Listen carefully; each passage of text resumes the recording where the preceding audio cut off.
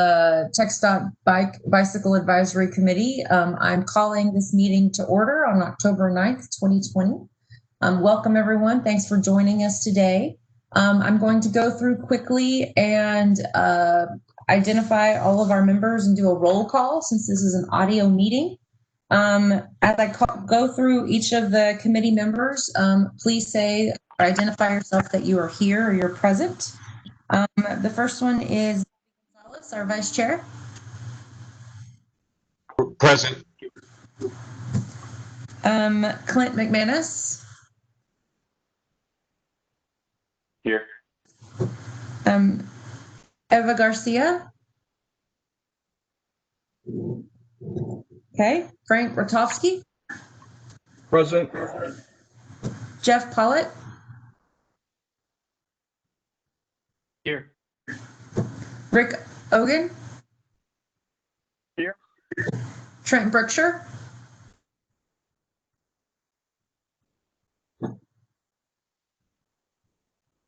Trent, I think I saw you on the line.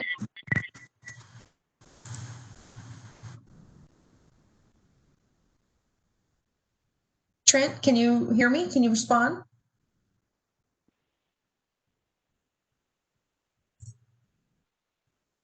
Okay, maybe Trent, type something in the chat and we'll figure out what's happening with your audio. And we have some new members that have joined the committee. Welcome to you all. Chelsea Flager, did I say that correctly? You did, thank you. And yes, I'm here. All right, great. Eddie Church? Yes, present. All right, and then I think we were told Mike Schofield will not be able to join us today. So we will mark him off. All right, so first order of business, I will turn it over to Bonnie Sherman and she will provide a safety briefing. Bonnie, it's yours. Good morning, everyone. October is Pedestrian Safety Month. During the pandemic, we've all seen more people out walking and running on the streets. Nationally and here in Texas, a high number of pedestrian fatalities occur in dark lighting conditions, and distraction and alcohol and drug impairment also play an outsized role in pedestrian crashes and fatalities.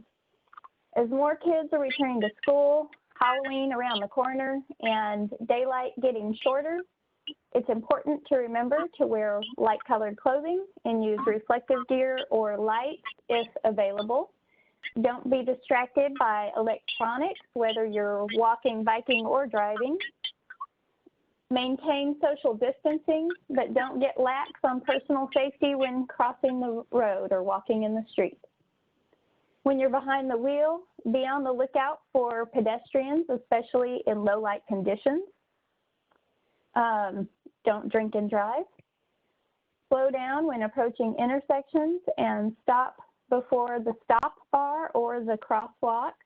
Don't pass a vehicle that is stopped at a crosswalk because there may be a pedestrian that's out of your view. And give pedestrians the right of way, and always watch your speed. Thank you very much and have a safe October. Carla? All right, thank you, Bonnie. Appreciate that. I did want to mention really quick, just some housekeeping. If you are not speaking, please mute your volume. We have a little bit of background noise coming through on a few folks, so I think that will help with the interference. And then we, as questions come in or there is any, if you need to talk during today's meeting or you wanna ask the speakers things, we'll have an open time and discussion for that, but you can also use the chat. We'll have that available as well. Our next item on the agenda is an introduction of our new BAC members. There are 3 new members that joined us since our last meeting. We have representatives that are now joining us from Waco, from Cedar Park, and from Austin. So that's very exciting. And the role of Eric Gleason will be filled by Miss Donna Roberts. Tell us a little bit about our new members. Thanks, Donna.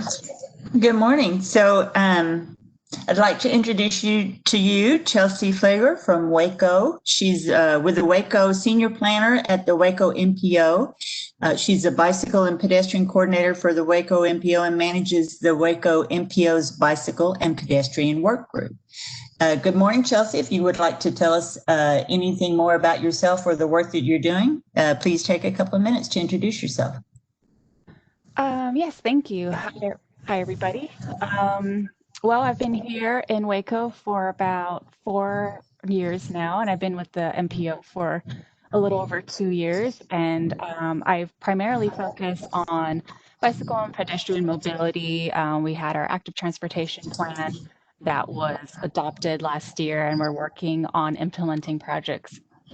Gradually from that, we work very closely with the city of Waco since they're a major metro area. And I'm glad to be here. Thank you for having me. Wonderful. Thank you. And next we have Mr. Eddie Church. He is a civil engineer with HNTB and is in Cedar Park outside of Austin. Eddie has participated in all phases of Bikeway projects from proposal phase through the construction process. Eddie, go ahead and introduce yourself, and you have a minute or so to talk about what you're up to. Hello, my name's Eddie, and I have been in the Austin area for over 20 years, and hopefully I bring a unique perspective because I've been cycling since probably for many of y'all doing much at all. For over 30 years, I've been cycling all over the nation and the world, and I've seen facilities in most every city and throughout Europe, and I'm an engineer, and I ride my bike all the time. And I'm not a commuter, which I have been a commuter before, but I bring the perspective I see it like. I'm an engineer as well, and I have done quite a few bike designs and construction. We're constructing 2 right now in Williamson County. We represent Williamson County DEC, which we have 12 ongoing projects right now and 20 on the books. So pretty busy. So thank you. Wonderful. Welcome to the BAC, and we look forward to both of you adding your own perspectives. Carla Weaver and Jeff Pollock were both reappointed. These terms expire in August of 2023. Did I miss someone? I think the only other person was Mike Schofield, but since he's not with us, we can get Right. his introduction next time, I'm thinking. Yes, correct. He is not here this morning. All right, great. Thank you, Donna. Appreciate that. Our next order of business will be the approval of minutes from the July 17th meeting. These were sent out in your packet. Hopefully you've had a chance to review them. Can I have a motion to adopt from someone on the committee? I move to approve. This is Bobby. All right, thank you, Bobby. Can I have a second? This is Frank. I second. All right, thank you. We will, well, let me double check with Bonnie on something like this. Bonnie, do you want me to go down the list of names for an aye or a nay, or for something like minutes, just say all in favor?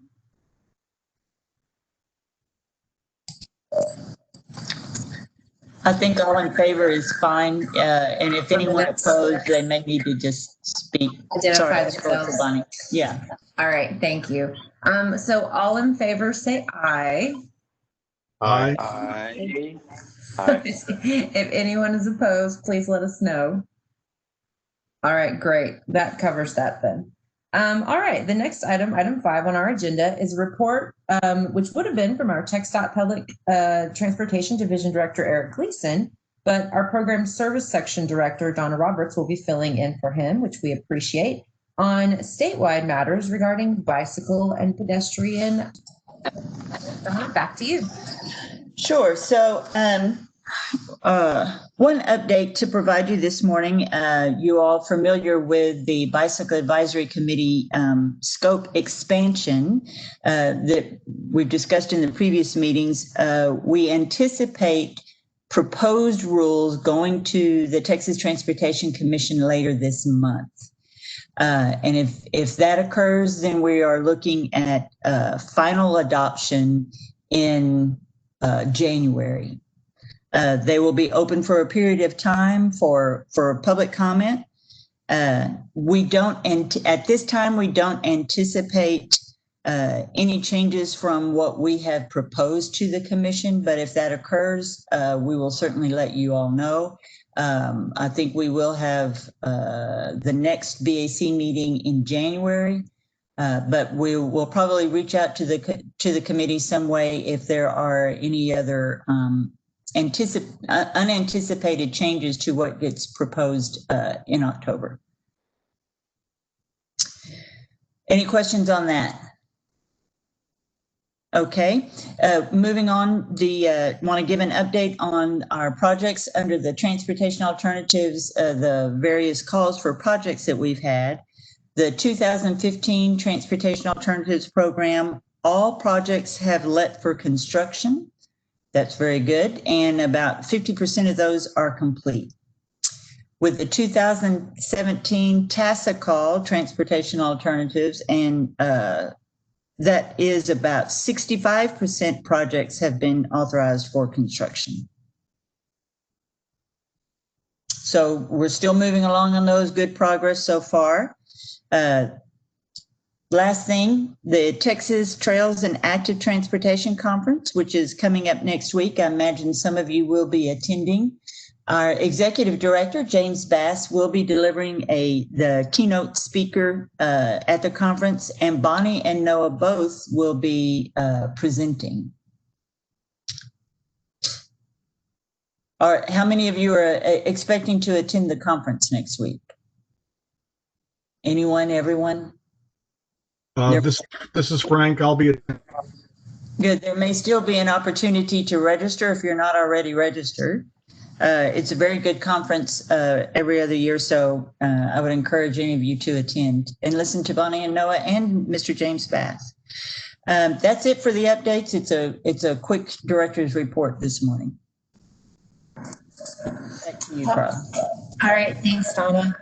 Our first item for presentation will be a joint presentation by Carl and Bonnie, and they're providing us an update on the Bikeway design effort, the linear Bikeway design guiding principles. This is a action item. So I will turn it over to you guys to tell us the latest and the greatest.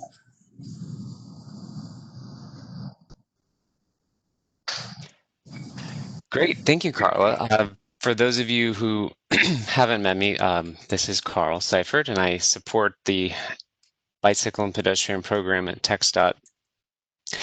I'm a consultant with Jacobs Engineering, but I've been in-house with TxDOT for 4 years now, so it's been quite a while.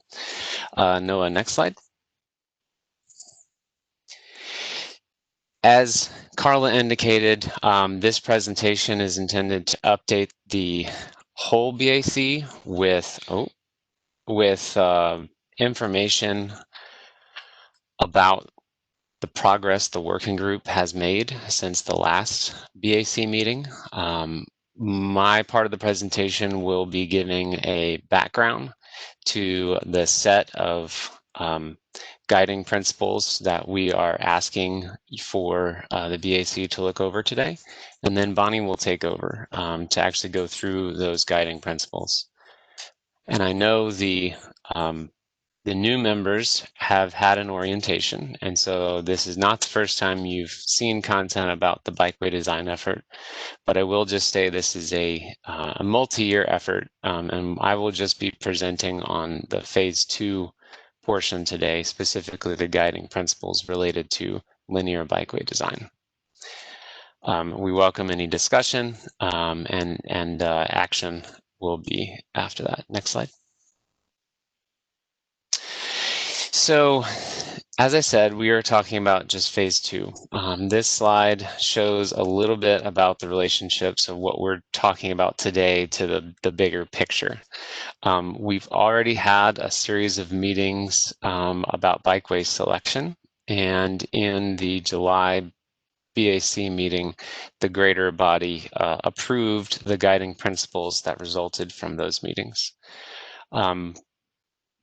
There have been a series of months where we talked about linear Bikeway design, and the guiding principles that we're going to be talking about today have been shopped around TxDOT.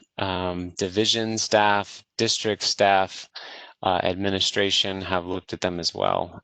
So this is the result of a collaborative process with the working group to come up with a distilled number of interim guiding principles. That the notion is these guiding principles, along with intersection and conflict point topics, as you see here on the slide, and maintenance topics, would all come together into a series of guiding principles that would help TxDOT to advance various processes, programs, procedures, and guidance related to bikeways.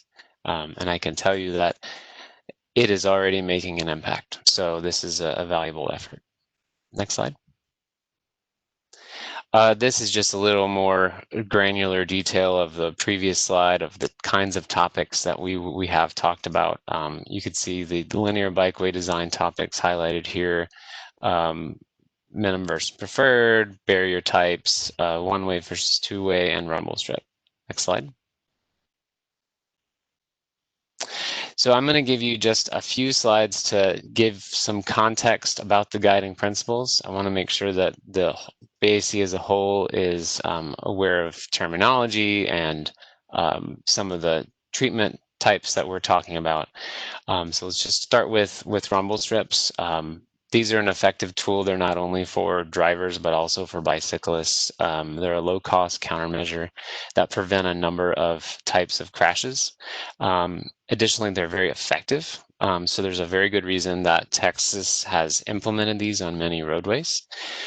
They do create an audible warning for drivers and a physical vibration to alert drivers and bicyclists of a potential lane departure. Next slide.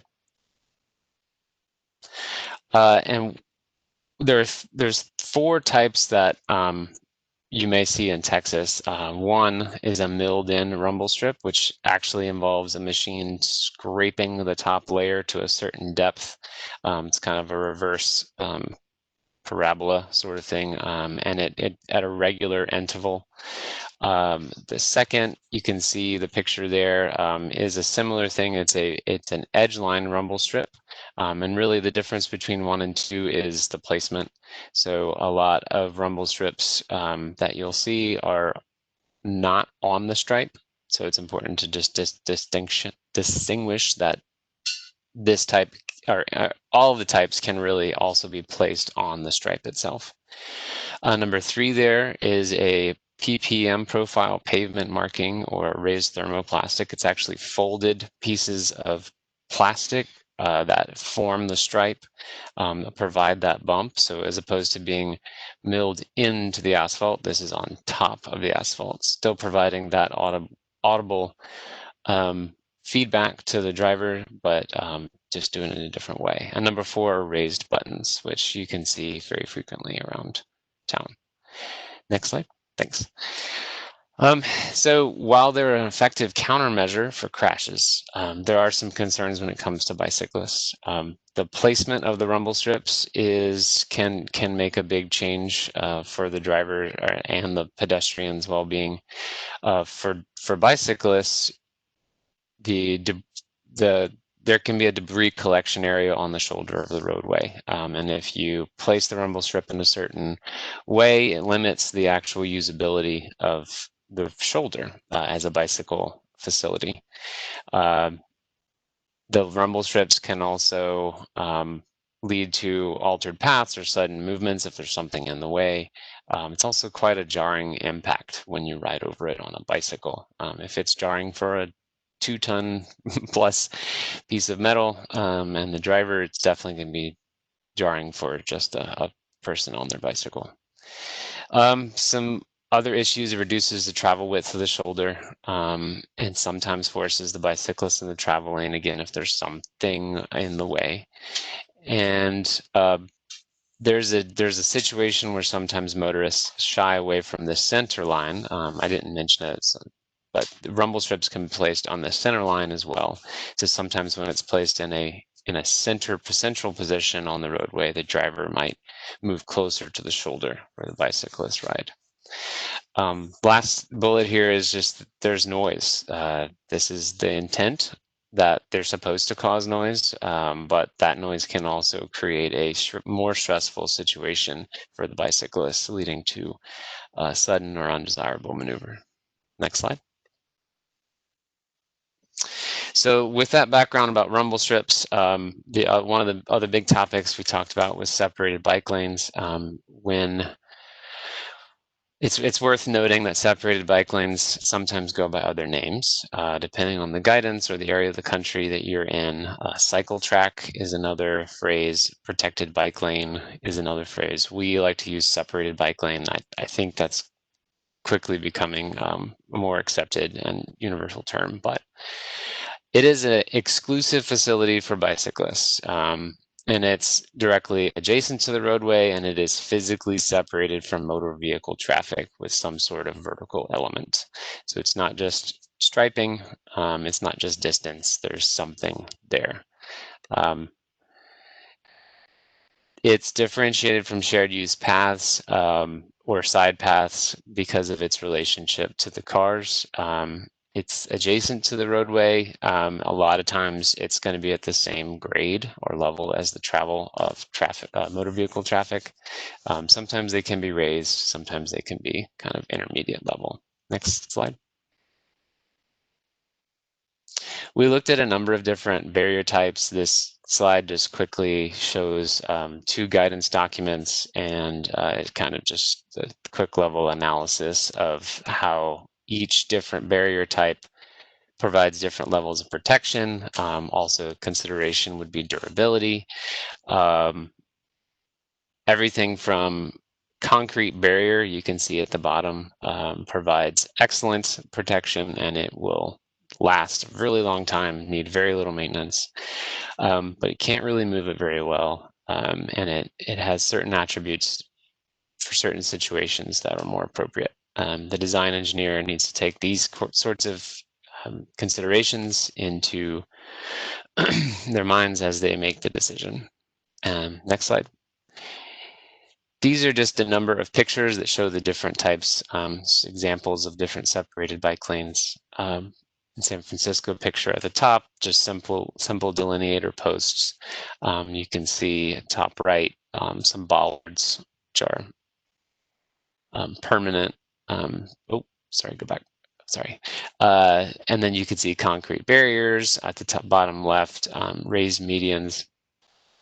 These all have different situational attributes that could change the usefulness depending on the context. Next slide.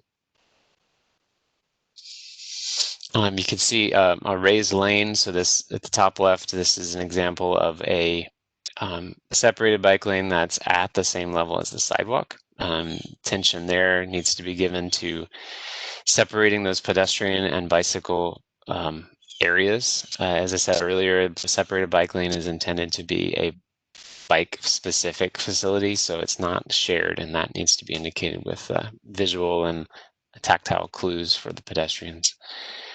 Top right is planters used as a separated bike lane. Certainly there's an aesthetic benefit there for plants to provide a little more beauty to the corridor. The problem there would benefit, who knows, is just maintenance.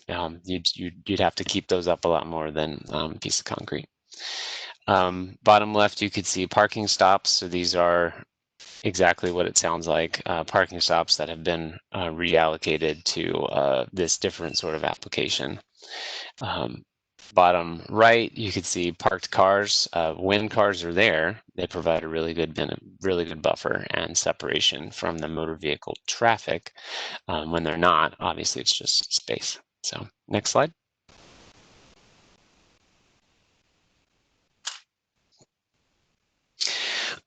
So another topic we talked about was, when we're talking about linear bikeways, two of the the highest accommodations that one can provide to bicyclists are either a shared use path, side path, being separated from the roadway, or a separated bike lane. And there's a number of different considerations that go into why you choose one or over the other. This gets back into the Bikeway Selection topics that were discussed some months ago, and the set of guiding principles that were approved. But he listed here are just a number of those considerations. For the greater Bicycle Advisory Committee, we went through a number of slides and many discussions about all of these topics. So I don't want to rehash them all. We don't have time for that. The intent is to help you guys understand the breadth of the conversation and get a common vocabulary. But you could see here, if you're talking about a shared use path, you're sharing that facility with pedestrians. And so bicyclists become another point of conflict. The speed and volume of those and how many pedestrians there are, how many bicyclists there are, those are considerations for why you choose one or the other. If you have a lot of higher speed bicyclists on this facility, you need to consider separating them. Certainly if there's a lot of dog walkers or strollers, how big is the recreational usage versus the commuter usage? What are the adjacent land uses? If there's a school nearby, that may indicate, or along the path, that may indicate the need for additional shared use path space, additional separation of modes. If it's a more commercial commuter sort of scenario, that may indicate you need more separated bike lanes, perhaps. Are there horizontal curves or user speeds? The terrain can also play an impact. If it comes up to an intersection that's blind or there's a hill, you need to widen, slow down. Even the bike traffic needs to slow down in preparation for the sight lines and the conflict points that are potentialities for those scenarios. And just understand that pedestrians and cyclists have different needs. If you're creating a shared use path and you come to a tight corner, it may be an appropriate curve for a pedestrian or a jogger to navigate. However, a cyclist might need to slow down dramatically. So if your right-of-way doesn't allow for the appropriate dimensions for each type of user, then maybe you need to consider a different application. So next slide.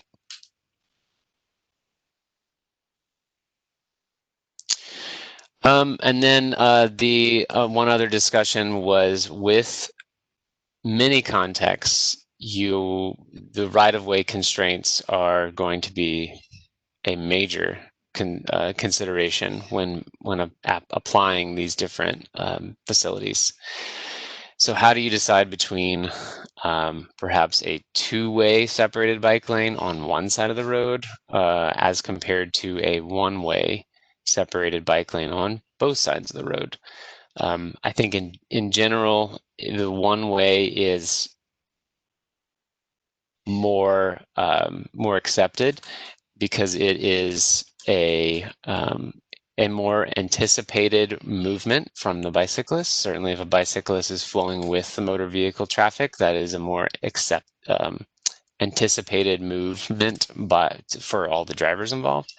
But sometimes right-of-way constraints don't allow that. And you can actually squeeze in a two-way separated bike lane. It's a little narrower right-of-way needed as compared to one on each side.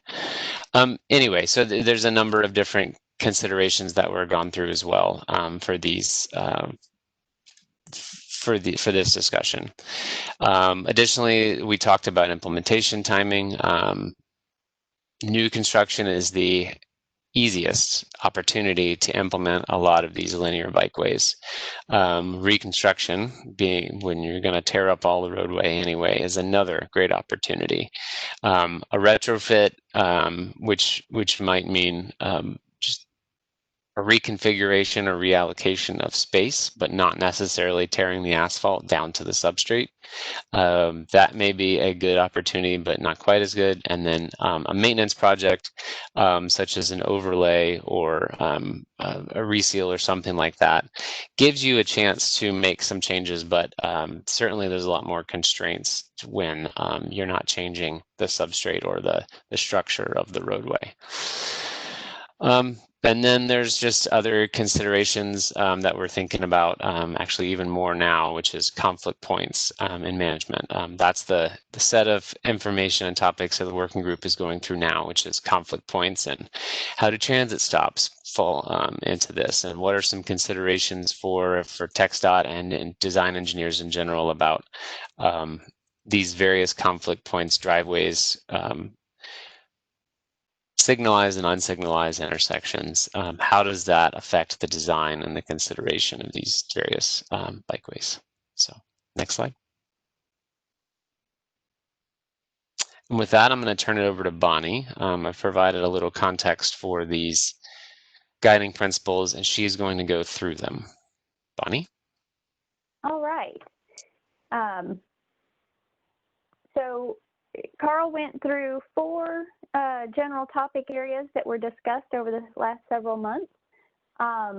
The last topic he mentioned, shared use path and separated bike lane placement on one side of the road versus both sides, did not generate any draft guiding principles because it is such a context-sensitive, constraint-driven and destination-driven decision.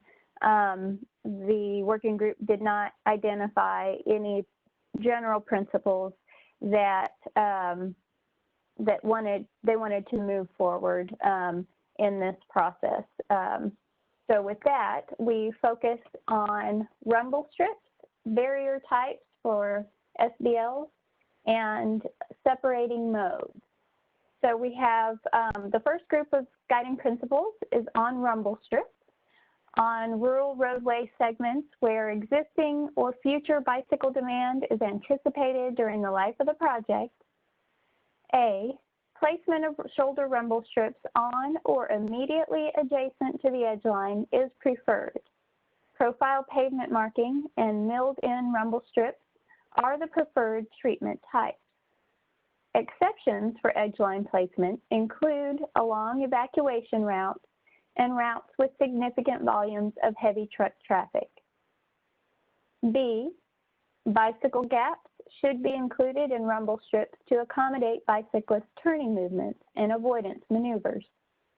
And C, where shoulder rumble strips are installed, 6 feet or more of clear space to the right of the rumble strip is desirable to accommodate bicyclists.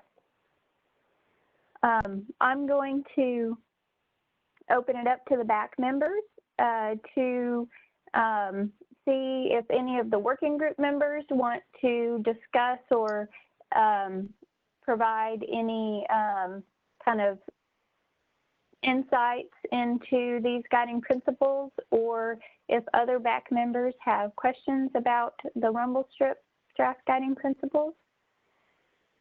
We can discuss those. Thank you, Bonnie. This is Carla. I have a question. How do you envision this being incorporated into TxDOT standard operations? Is there a particular guide? Is there a particular check in the process? Or where do these go from here in your mind to have the most effect early on in the conversation? That's a great question, Carla. So we, all of these guiding principles in each topic area will be approved by the BAC in one final document, which will be conveyed to TxDOT.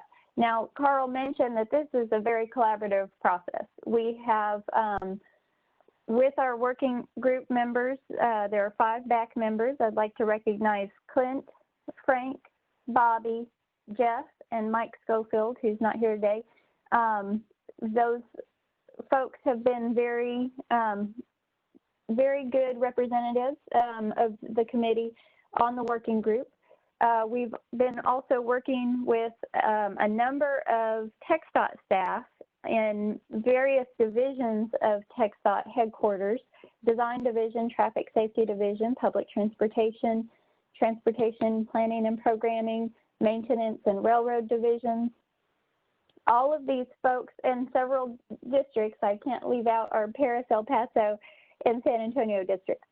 So all of these folks have been involved in conversations so that these guiding principles are informed by the Bac members' experience as well as TxDOT's experience in design and construction. And all of these discussions and the guiding principles will help inform TxDOT as we update our guidance. We have the Roadway Design Bible for TxDOT is the roadway design manual that TxDOT produces.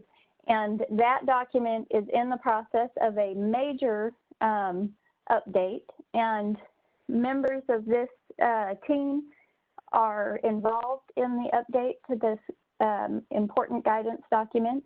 And so the discussions and the guiding principles that are coming out of this are definitely materially informing those updates. They will also inform updates to standards such as the rumble strip standard. So we are open. The timing is good because we're in the process of making major updates to guidance documents, and we are working we're willing and open and actively working to update our guidance to address the recommendations from the Bac. Thanks, Bonnie. That sounds great. The timing seems perfect. I appreciate everybody on the subcommittee's hard work on this item and you guys bringing it to us today. Are there other questions from committee members or discussion that the subcommittee members would like to throw out there for additional consideration?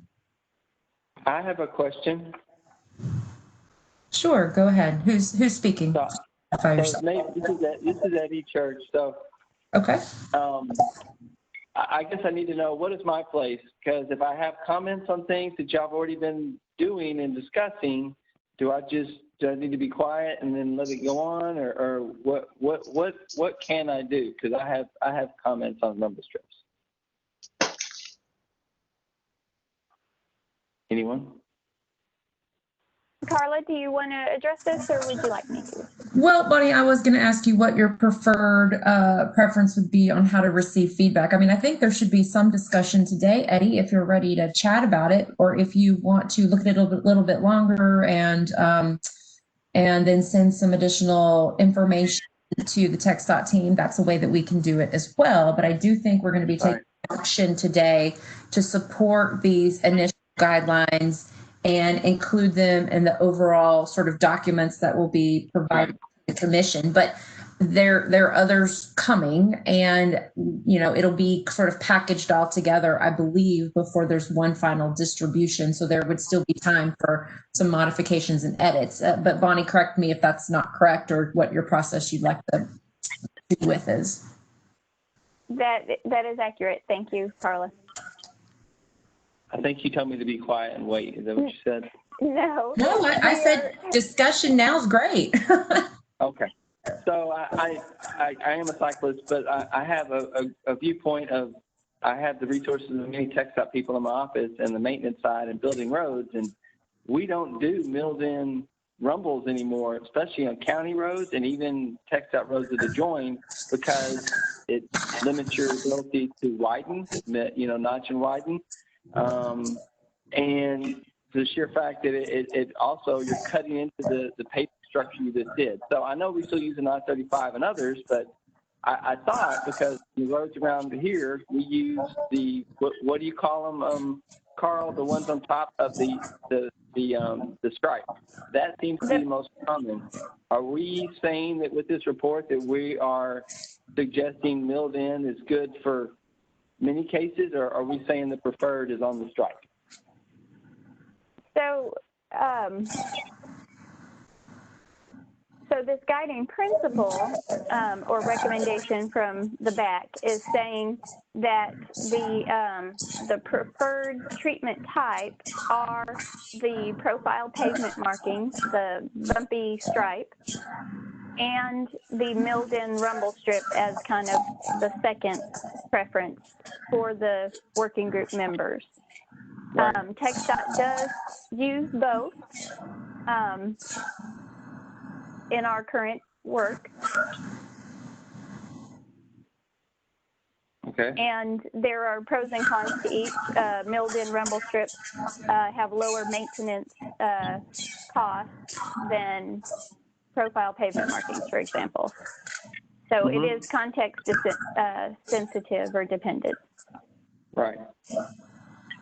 So we're not saying it's the only way. We're saying it is a way. It's not actually number one either. So Exactly. Okay. Then I agree, because I ride on both of them all the time, and I don't like milled-in as a cyclist either. But anyways, that was my main comment, because I just saw that. Okay, moving on. This is, can I make a comment? Absolutely. Okay, I thought away from number 4, the raised button.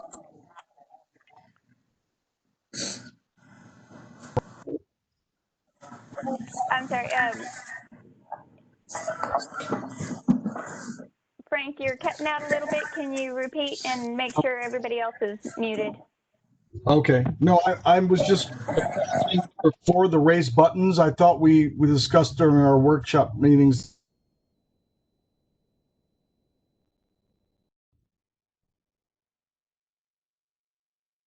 So you cut out there a little bit, Frank, but I think you were asking if we discussed the raised buttons, and we did not include them as a preferred type. So they're not the bicyclist preferred type.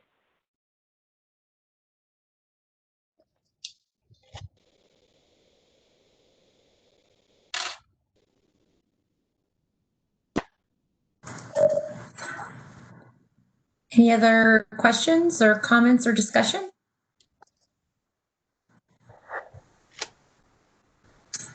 This is Rick. And a comment. Sure, Rick, go ahead. And I kind of agree with Eddie on the questioning of recommending the milled-in rumble strips. I prefer the, I guess, the rumbly stripes. Driving on the various roads here in Texas, I've noticed different placements of the milled-in rumble strip, from anywhere from being on the stripe to being 3 or 4 feet to the right of the stripe. And I would think if you leave it up to the different districts, that they would place that rumble strip wherever they want. And I think as a bicycle advisory committee, we need to recommend what is best for the cyclist. And coming from us, I believe having the rumble strip directly on the stripe would be the best for cyclists. Now, Carl, can you go back to that slide? I think you had an image kind of showing 2 places where rumble strips are located. Do the recommendations speak to asking for a preference of them to be farther to the left away from the cyclist travel?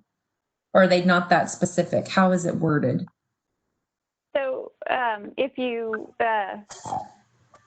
when we return to the guiding principles, we can point out the language that speaks to them. Okay. So in A, it says placement of the shoulder rumble strip on or immediately adjacent to the edge line is preferred. So that's the first statement in 1A. And then at the end, it does note that exceptions are made for edge line placement along evacuation routes and routes with significant volumes of heavy truck traffic. And the determination of that needs to be developed. We need to do some more research and find out if there is a recommended methodology for identifying what a significant volume of heavy truck traffic represents in order to define clear guidance for the districts to follow. Also in C, 1C here, where shoulder rumble strips are installed, 6 feet or more of clear space to the right of the rumble strip is desirable to accommodate bicyclists. So those are two places where we are focused on providing more width outside of the rumble strip for bicyclist accommodation. Does that address your concern or your question, Rick?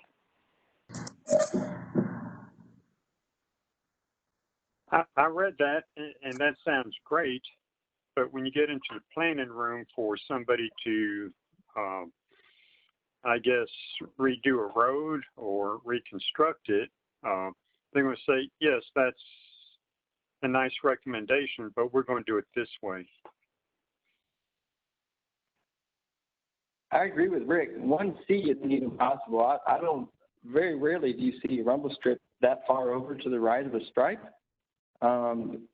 Yeah, I mean, if the districts have their choice, they're going to, yeah, we need to have something specific. Like the first line of 1A says, immediately adjacent, we need to define 6 inches over. And constructability-wise, I think you have to have at least 6 inches from the stripe, because if the stripe's already there, they're going to mess it up when they put it in. So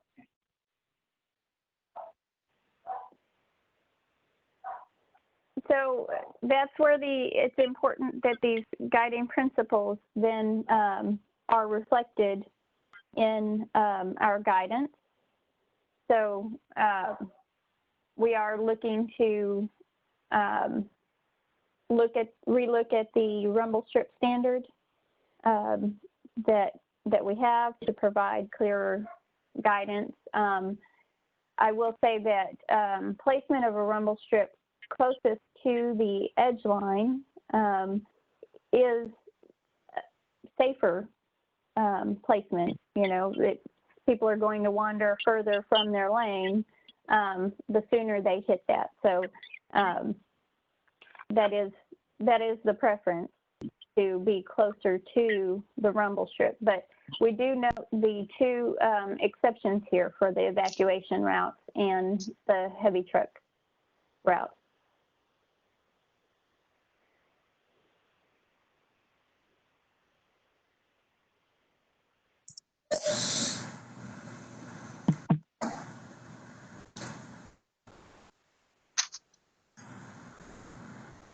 All right. Well, we're going to move on to barrier types, topic 2 there.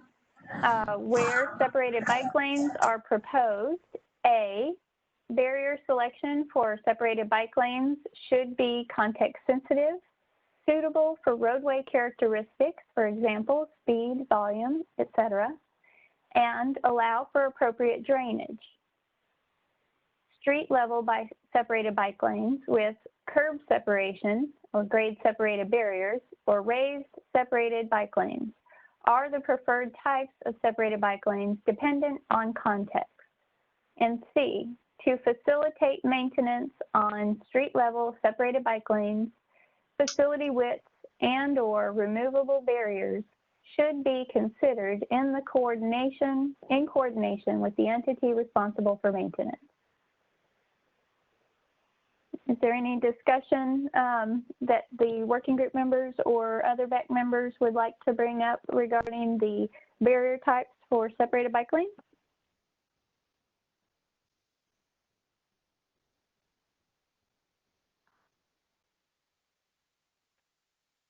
Carla, I think my screen might be frozen. I didn't get the next slide on that. I'm still stuck on the rumble strip slide.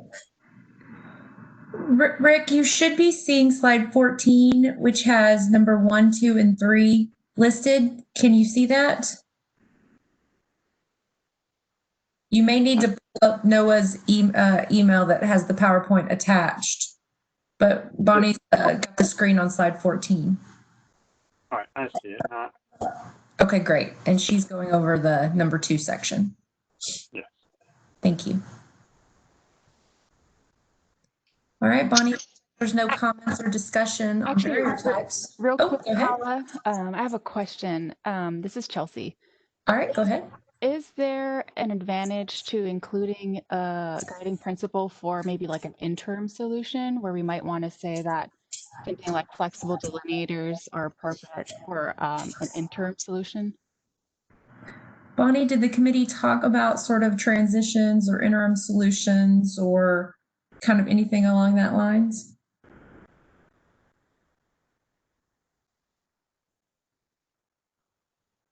Members of the working group, feel free to jump in, but I don't recall a discussion about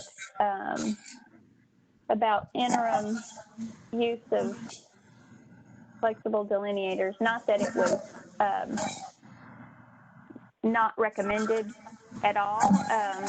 And it was one of the many types of delineators that were discussed, but it didn't float to the top as a general guiding principle recommendation. But do any of the working group members have some thoughts on that they'd Yeah, like to share? this is Bobby. I don't believe we discussed any interim guiding principles during the months that we discussed these these draft guiding principles.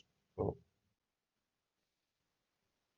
And that's fine. Thank you, Chelsea. I know like at a municipal level, interim solutions, there's a need for them, but I wasn't sure if that's something that on a TxDOT facility would really jump to the top of the list as being necessary.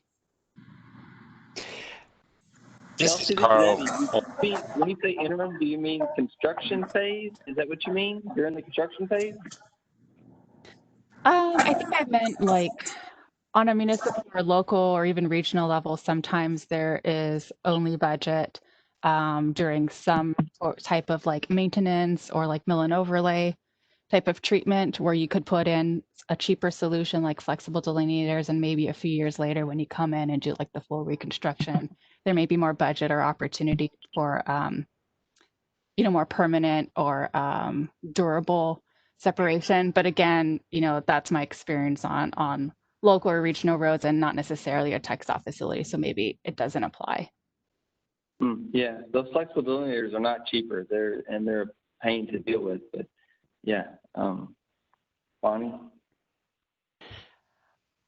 This is Carl. I just wanted to add the interim and permanent solution. It was a consideration in the first section of guiding principles related to bikeway selection. And additionally, in a second, Bonnie's about to read 3C there, which talks about the ultimate and future bikeway type and considering for an interim provisional facility. So it was a topic, just not the notion that a different type of separator could be used in the short term versus long term. Thanks. Great. Thank you. This is good discussion, and we appreciate y'all participating and asking questions. All right, I'm going to move on to number 3, separating modes. When deciding between shared or separated bicycle and pedestrian infrastructure, designers should consider the following. A, shared use path design criteria should meet the needs of all intended users, for example, bicyclists and pedestrians.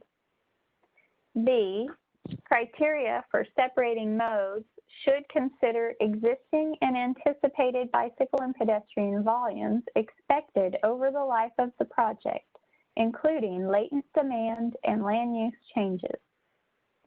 C, consider the life of the project and plan for the ultimate or future bikeway type and width, even if constructing an interim or provisional facility in the short term.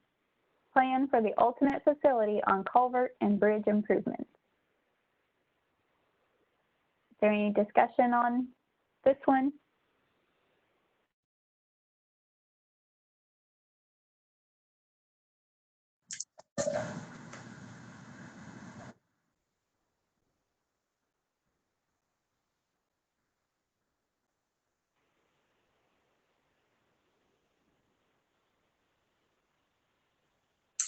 Okay.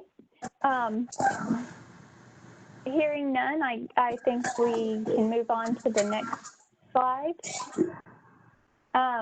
So we presented this information today and are looking for the BAC to take action. We actually have a two-pronged action, and you can take them individually if you want, or combined depending on how you'd like to handle it, Carla. But we are interested in obtaining the BAC support of these linear bikeway design guiding principles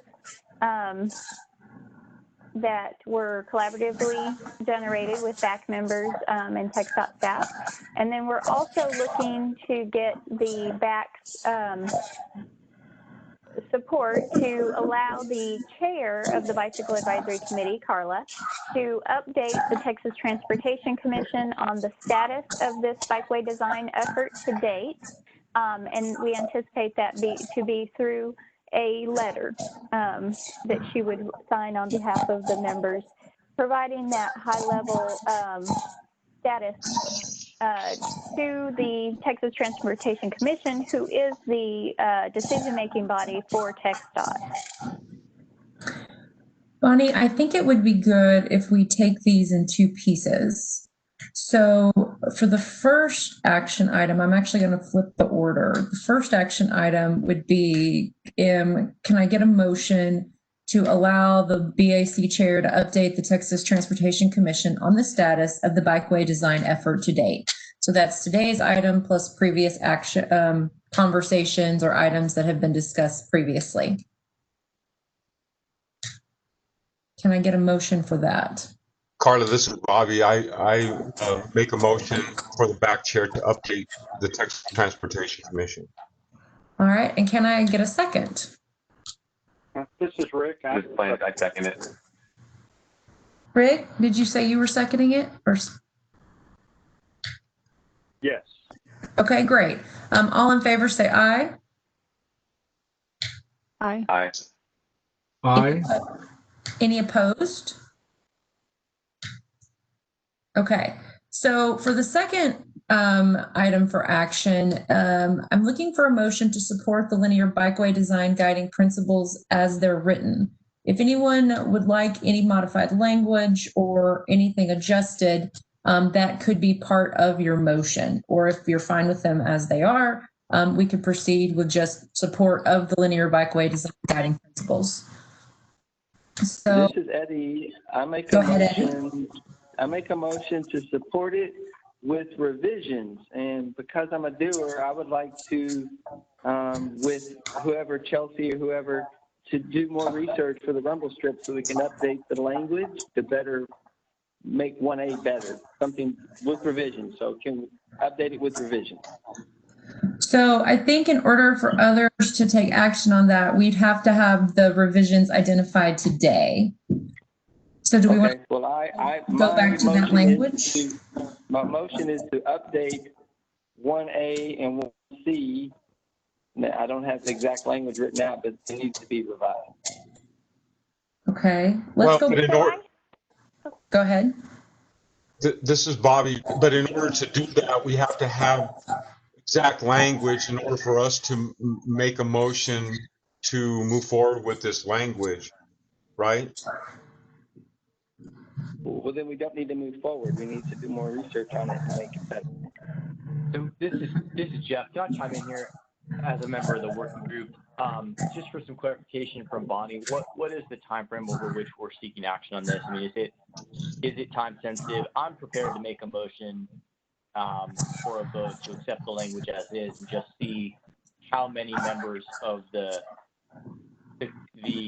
BAC overall feel like there needs to be a revision, because there was quite a bit of wordsmithing conducted by the members of the work group. And I'm not in any way trying to dismiss suggestions for revision, but I do want to get a handle on what the consensus opinion is about whether that revision is necessary or not.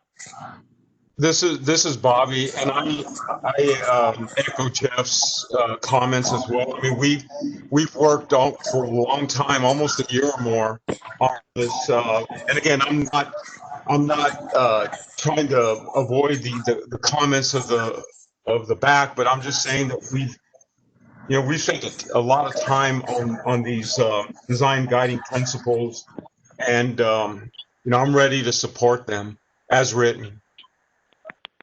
And I'll say, I mean, that's part of the function of the work group, and we do need some mechanism by which we can move that work along after a certain period of time. So we do need to have a clear path forward here.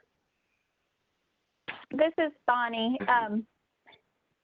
Sorry, I just wanted to mention, Jeff did ask what the timing of this is, and we have presented this all along as these are, with each topic area, there is interim approval of the guiding principles for each topic area, and we will come back at the end with final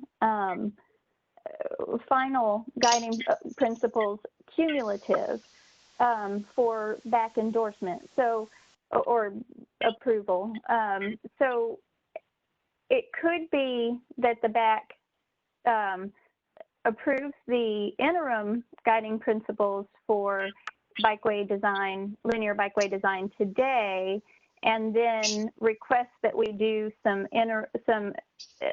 additional research on certain points, and we can do that and bring it back to the BAC when we present the final. And we would welcome, BAC assistance with doing research on that as well. So I just wanted to respond to that question quickly. I make a motion to do whatever Bonnie just said, because that sounded great.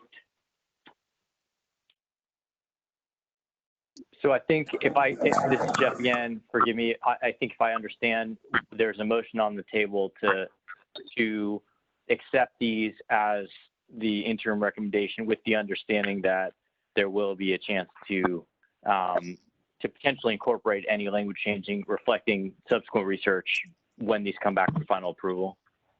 Yes. This is Frank. I second that motion. All in favor, say aye. Aye. Aye. Aye. Any opposed?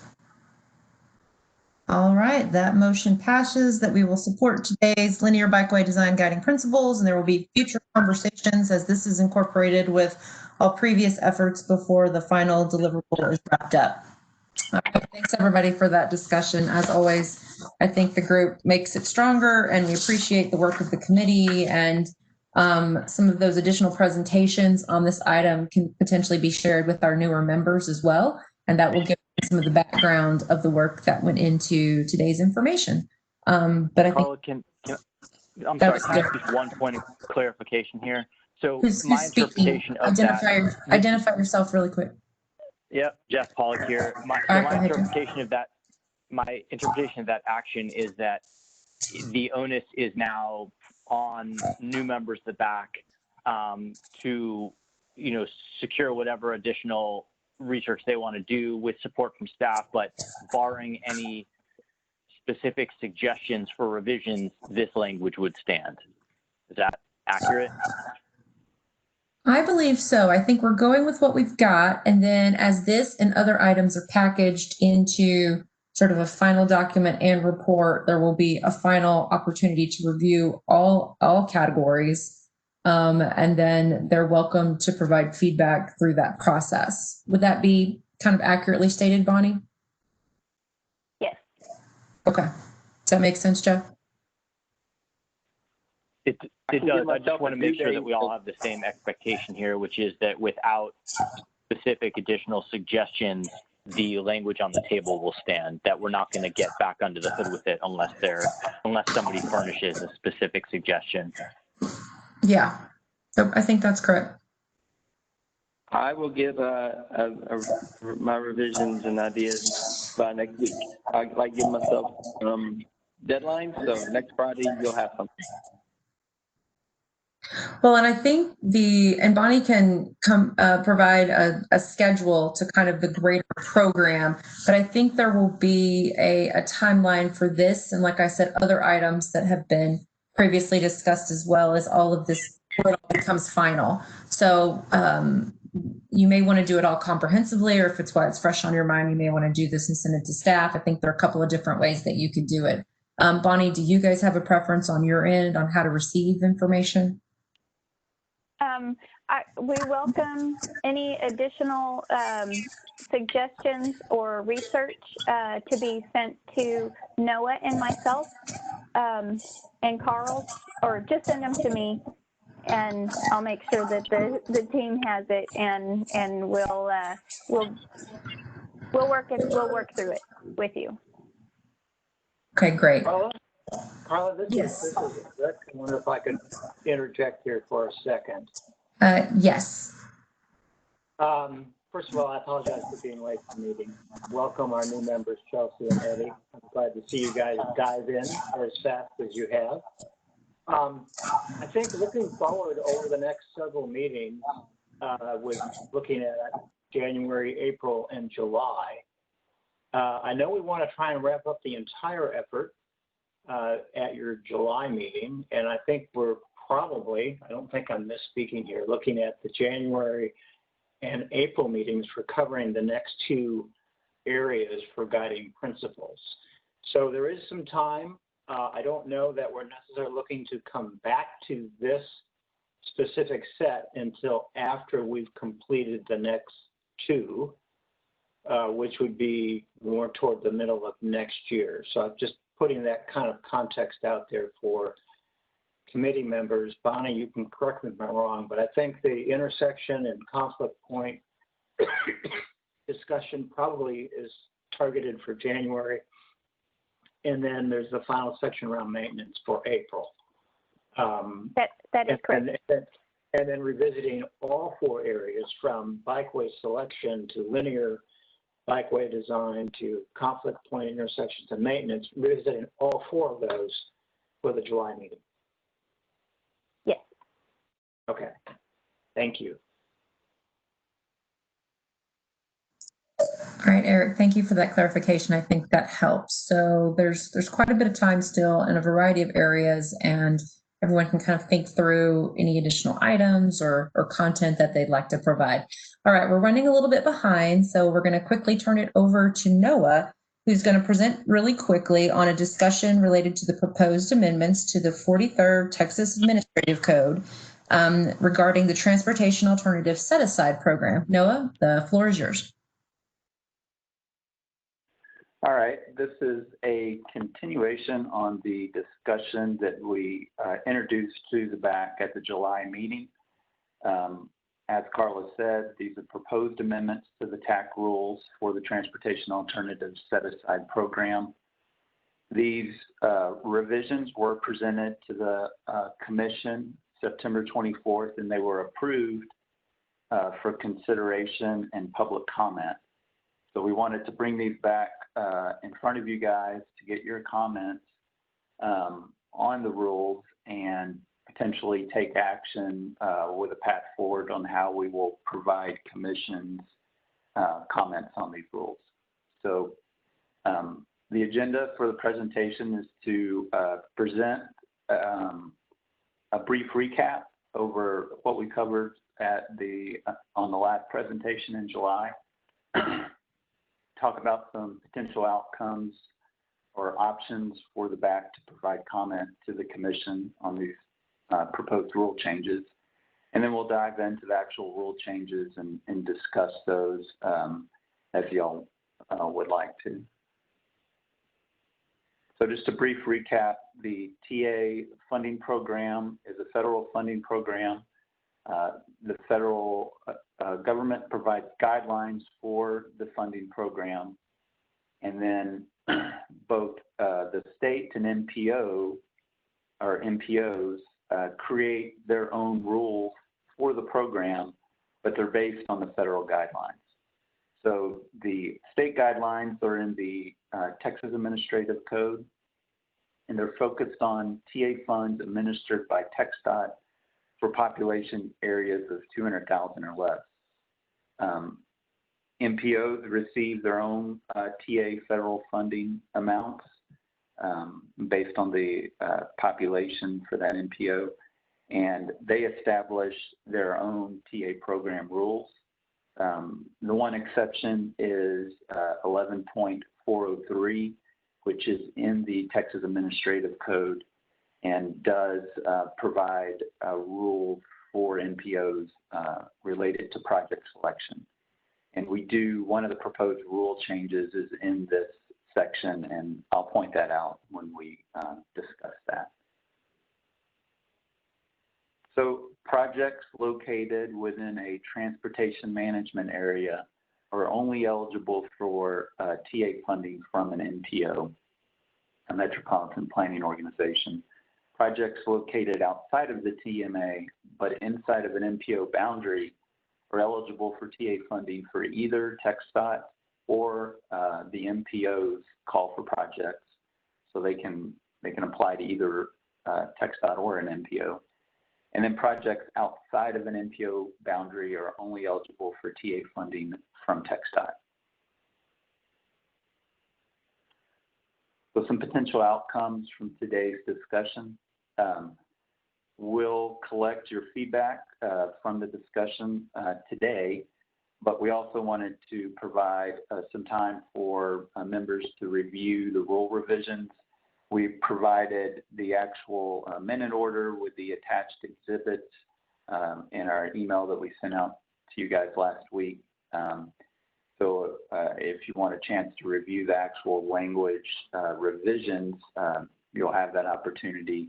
And you can send me or Bonnie the comments that you have, and we'll combine everyone's comments and circulate those amongst the BAC members for more review and feedback. And as far as BAC options for action today, the BAC could authorize the chair to finalize BAC comments and provide a letter to commission. The BAC could authorize the chair plus one other member or multiple other members.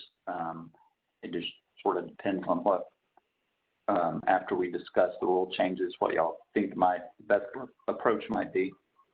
Another option, BAC could determine that a special meeting would need to be organized so that the BAC could provide additional feedback and discuss further. We would need a quorum in order to take any action if we did call a special meeting. And then, of course, BAC members may also submit public comments as individuals. The public comment period ends November 9th, and we're anticipating a December commission agenda item for final action I think that's December 10th commission date. So I presented this slide at the last presentation. It should look familiar to the members who attended that meeting. It's a summary of the proposed rule changes. I'll just briefly go through these, and then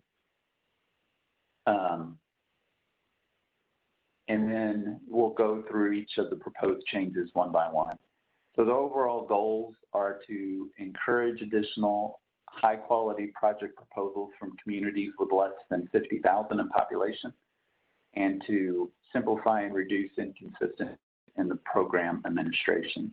And our intended outcomes or overall results from these proposed changes will be to improve bicycle and pedestrian project delivery, especially in smaller communities, better manage fiscal expectation of local project sponsors, and to reduce TxDOT's risk of lapsing TA federal funds.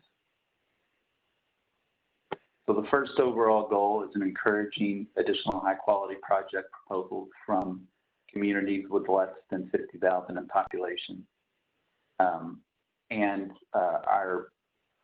first proposed rule change would be to add PS&E and environmental documentation activities as eligible activities for federal reimbursement for communities of 50,000 in population or less. And those changes are located in 11.404. We added a section under eligible activities And then 11.405 allowable costs.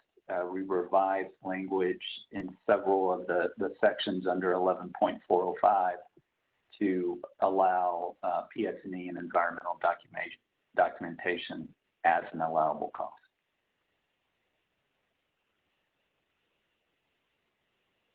The next proposed rule modification is to modify local match options to include transportation development credits and/or potential state funds. So these are additional options to assist smaller communities, 50,000 or less, with local match. The local match requirement is 20% for the TA funding program. So this would potentially provide additional options to assist with that local match.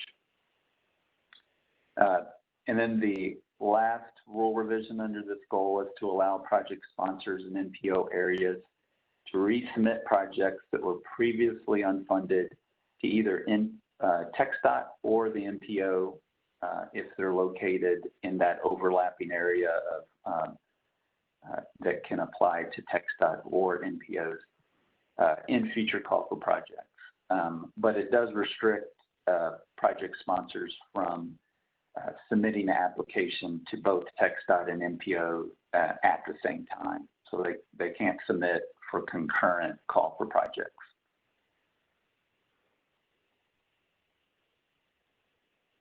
The next overarching goal is to simplify and reduce inconsistencies in program administration. The first proposed rule change would eliminate in-kind contributions as a local match option. In-kind contributions are intended to provide project sponsors with some financial relief for the PS&E and environmental phase, the development phase. But our experience has shown that it contributes to delays in projects and can be complicated for the local government to work through. So with providing PS&E and environmental documentation as a reimbursable activity, we wanted to eliminate the in-kind contributions as a local match credit option. And then the next proposed rule change is to require NPOs to include TxDOT's direct state costs for oversight of preliminary engineering and construction and TA set-aside project awards.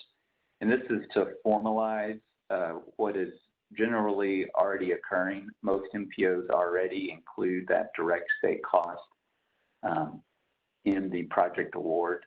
But we wanted to provide some consistency across the state for project sponsors on this specific item. And this is the rule change that would affect NPOs as well as TxDOT's program.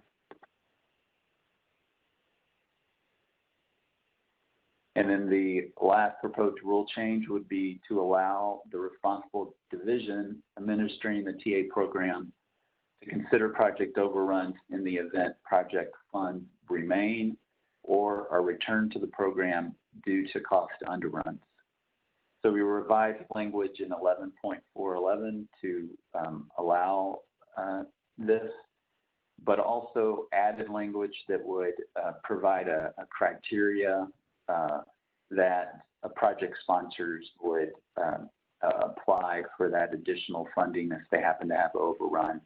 And then we have a method for determining if the program will be able to provide additional funding for the overruns that they have incurred on the project.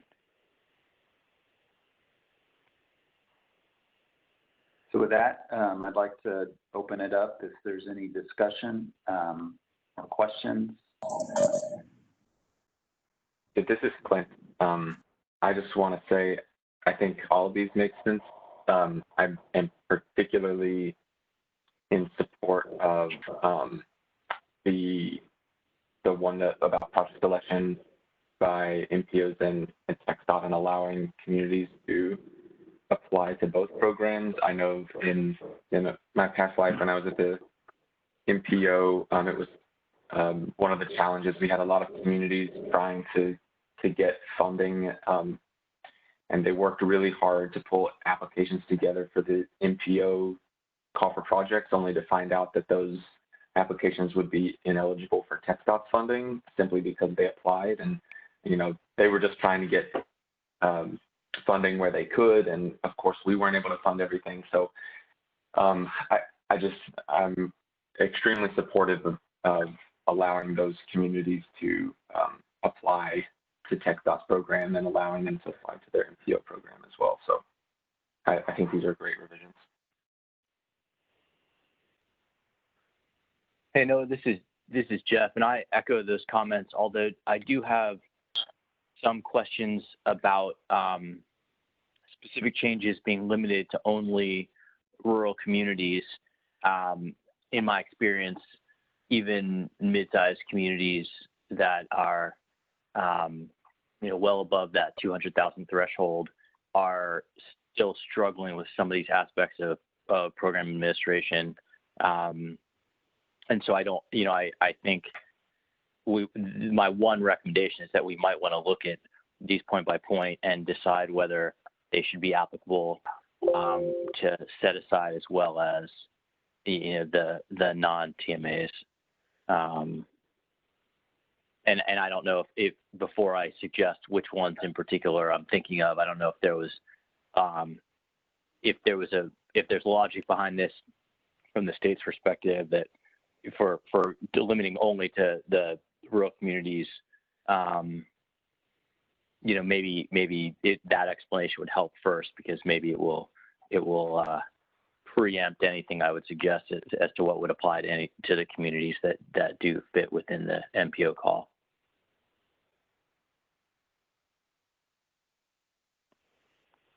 Yeah, for areas or communities inside of a transportation management area, they would only be eligible for funding through the MPO. So the MPO would create the rule for that call for project, or for those call for projects, whatever MPO that might be. So for the communities of 200,000 or more, it would be up to the MPO to, depending on the needs of that community, on how they wanted to set that up. And then we looked at the trends from our last 3 call for projects, and we really saw a difference in the number of communities that were 50,000 or less in population.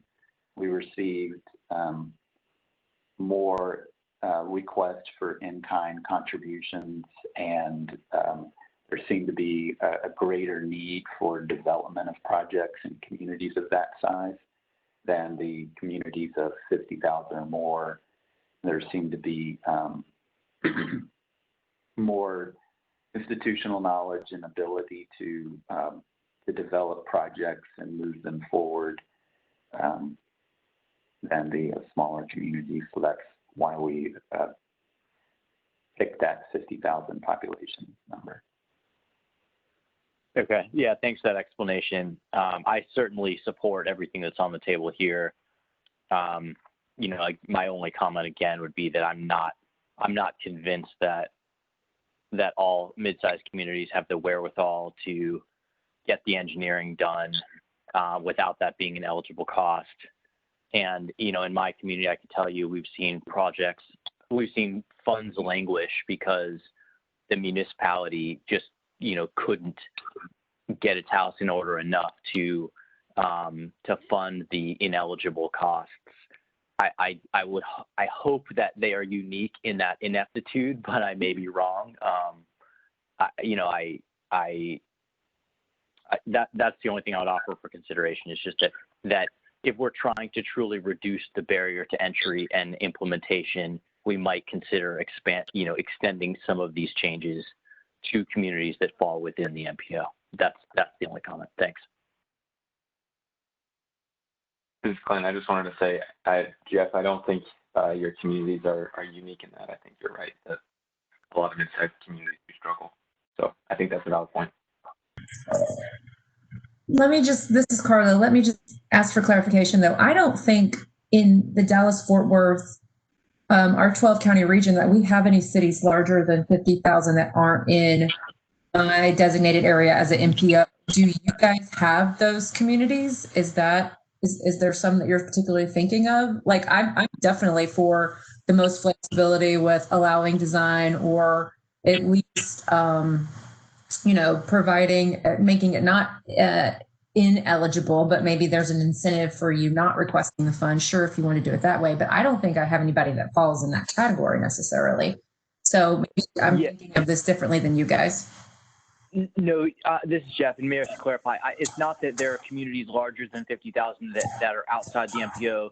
It's just that I think there could be some additional guidance or additional standards for the overall TA set-aside program. So even though MPOs get to make their own rules to some extent for their call, there are certain things, as I understand it, that MPOs can't allow. For example, if the program doesn't allow engineering to be covered by the cost, if it's construction only, then at the MPO level, you can't overrule that guidance from the state on the program overall. And so there are certain things I'm suggesting that we may want to modify in the state level program administration so that so those are constants across MPOs. That's what I was getting at. Jeff, I think we need to clarify that because that's not our understanding. We've always set our own parameters of design being eligible or not eligible, regardless of what the state standard was for our program at Dallas-Fort Worth. Hi, this is Chelsea. So it could be relevant to small or mid-sized MPOs that are non-TMAs, like the Waco MPO is a non-TMA because our urbanized area is less than 200,000. So we don't get any of the funds directed to the MPO. We don't set our rules. All of the communities in our MPO submit directly to TxDOT. That is correct. This is Eric. Let me try and jump in here. Carla, your interpretation is correct. MPOs are allowed to run their program consistent with federal guidelines. The state, in its initial set of rules back in 2014, that time frame, the state in our initial version of those rules limited our funds, which are used in areas of less than 200,000. We limited the use of our funds to construction only.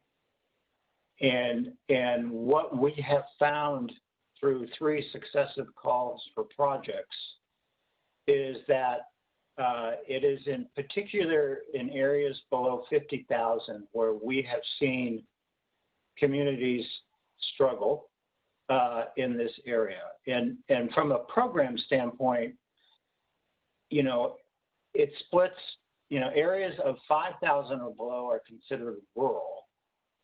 And then this program considers communities of 5,000 all the way up to 200,000 in the same category of small urban, it's different than my experience on the transit side where we do the split at 50,000. So we're actually, by using the 50,000 as a threshold for these rules, we're actually not only covering the entire rural program that we administer, but also a fairly significant portion of the small urban program.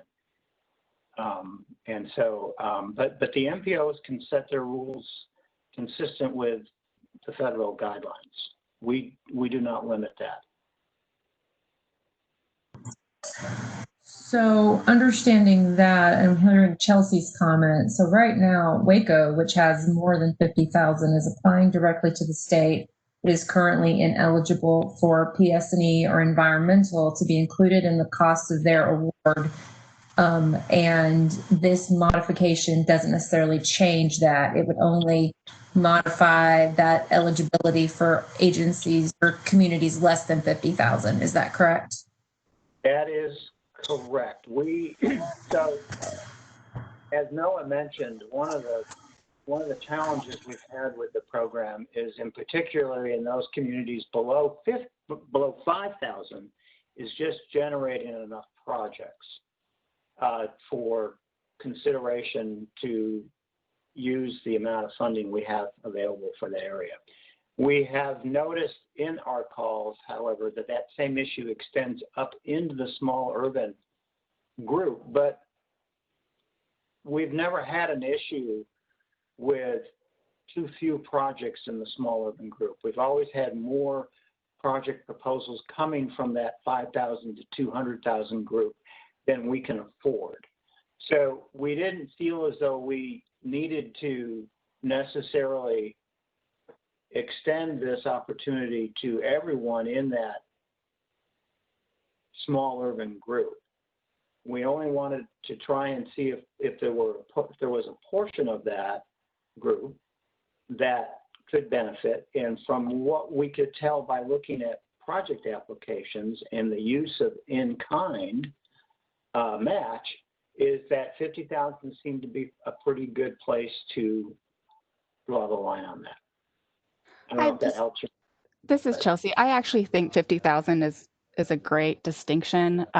City of Waco, I think, typically doesn't have a problem putting these applications together and coming up with a match. Not, Chelsea. I can verify you that we've never had an issue with City of Waco from that standpoint. But we do have plenty of proposals. Yeah, but we do have communities that are above 5,000, less than 50,000. City of Hewitt, for example, McGregor, Robinson, that have become more active and have begun submitting more applications. And I think these rule changes would really benefit them. That's what we're shooting for. Well, this is Jeff, and since I started this tangent, I'll go ahead and say that explanation really helped, and I'm certainly, I think this is a great improvement, and I'm certainly comfortable with the thought behind that 50,000 threshold.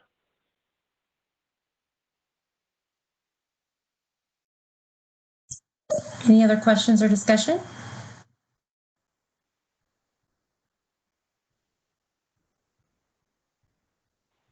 All right, Noah, you had a couple of options. If you could go back to your slide. I think at this point, you guys are going to be collecting feedback for another 2 weeks or another week and some change. And then you'll send that around to the entire committee. And then based on the level of comments or feedback, there may be none. You're asking if folks feel comfortable with me just signing a letter, advancing that on versus if they want to hold a special called meeting. Is that correct? Yes, that's correct. So option, would be to authorize the chair to summarize the comments we receive and send a letter to the commission based on those comments. Would everyone? Carla, this is Eric. There is another option. There is another option for the committee. If the committee was satisfied with what they heard and seen today, you could also simply take action today. We just didn't want to miss the committee. Are committee members, for the most part, comfortable taking action today, or would you like another? Would you like to the 22nd to review this more closely? What's the general thought?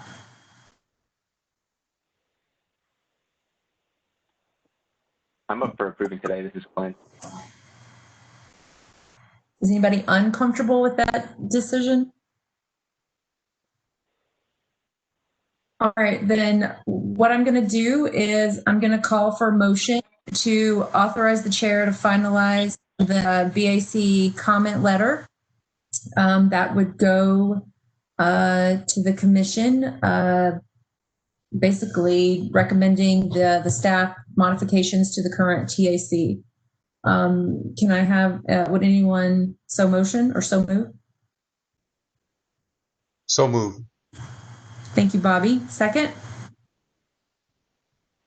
Second, this is Clint. Thank you, Clint. All in favor say aye. Aye. Aye. Aye. Any opposed? All right, great. Thanks, everybody. All right, Noah, nice job. All right, our next speaker is Miss Eva Ship She's a research scientist and program manager with Texas Transportation Institute out of College Station. She works with the crash analytics team at the Center for Transportation Safety. And today she's going to talk to us about switching gears towards safety with the safety with the Texas Strategic Highway Safety Plan. I hope I said that correctly. I think I got those out of order, but she said it straight.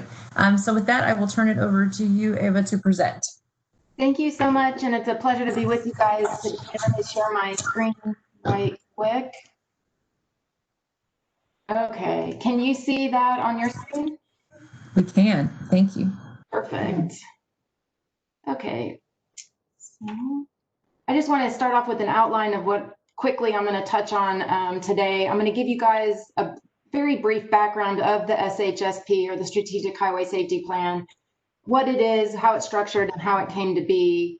And then I'll review some of our ongoing activities, and then follow that up with, we're about to embark on starting the process of the next update, which will be due to FHWA in 2022. And throughout this conversation, I'm going to be peppering in how can the BAC participate and support this process. So really quickly, for those of you that don't know, the Texas SHSP is Texas's plan. Even though TTI and TxDOT sort of lead the process and are sort of responsible for making sure it gets done, it's a plan for Texas. So you'll notice that we don't put on the website or the materials, we only use the logo Texas Together on the Road to Zero. We don't put TTI on it or TxDOT. And it's meant to focus on selected issues with the greatest promise of success in the least amount of time. And the whole goal, of course, is to reduce those fatalities and injuries on Texas roadways. And we're seeking to involve, over the course of this process, since I've been involved, which I started about 4 or so years ago, have engaged hundreds of safety stakeholders. So again, it's that plan for Texas. It is based on a data-driven process, and I'll talk more about that in a moment. It's performance-based. We seek to include only proven and effective strategies and countermeasures, and I'll give you an idea of what I mean there. And then it also involves kind of a regular assessment or evaluation about where we're at. The plan is updated every 5 years. As I mentioned, the next one is in 2022. So this is a great time to be talking with you guys, because now we are starting to figure out how we're going to make that update happen. The current version, of course, was submitted to FHWA in about the end of the summer of 2017. In terms of governance, there's 3 main groups that are involved. The management team, which is largely TxDOT folks, FHWA, TTI folks, and a consultant, Susan Herbold, who has previously worked in the federal government, but she also was working for Cambridge Systematics for a number of years. And she has done SHSPs in, gosh, well over 10 or so states. So she knows a lot about the history of it and current efforts. Then we have a stakeholder group, which is folks, many of you could be involved in the stakeholder group. Anyone actually who's interested in safety can be a part of that. And then an executive committee, which is comprised of executives from TxDOT and other key agencies. The current SHSP has 7 what we call emphasis areas, and those are distracted driving, intersection safety, pedestrian safety, impaired driving, older road users, roadway and lane departures, and speeding. And I'll talk in a minute about how those were selected. So what was the prior process to, of course, select those emphasis areas and come up with the current plan? So the management team got together and did a pretty in-depth crash data analysis for Texas to try and identify the areas with the largest number of crashes and related factors. This information was presented to the stakeholder group in a public meeting, and they selected, based on the data, what they thought were the most important areas to focus on in Texas. And that's how those 7 areas were selected. with one exception. Older road users do not have the most amount of crash fatalities and suspected serious injuries in Texas. There were some rules and guidelines put forth by FHWA that said if you didn't meet a certain benchmark, that older road users had to be included as an emphasis area in the SHSP. And Texas just barely missed it it was really a rounding error issue that it was included. So it wasn't necessarily selected based on the data by the stakeholder group, but it is included based on the FHWA requirements.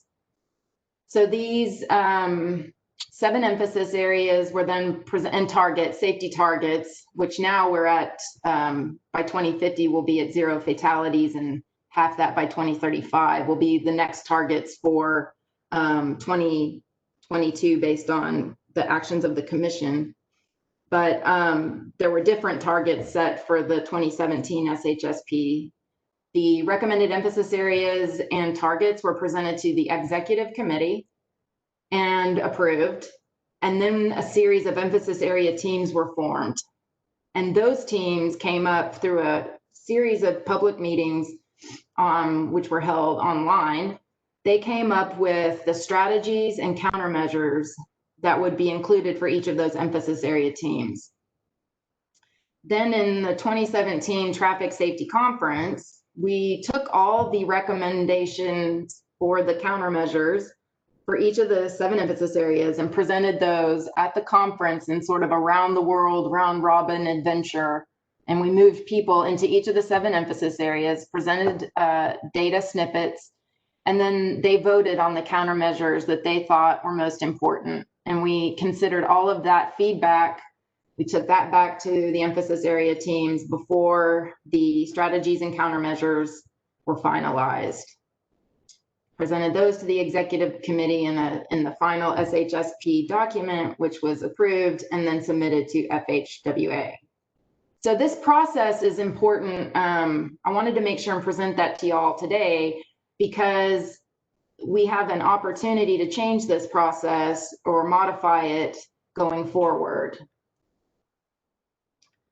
So again, each of those emphasis areas has on average, about 5 strategies for each one. And then under each strategy is between 2 to 7 countermeasures.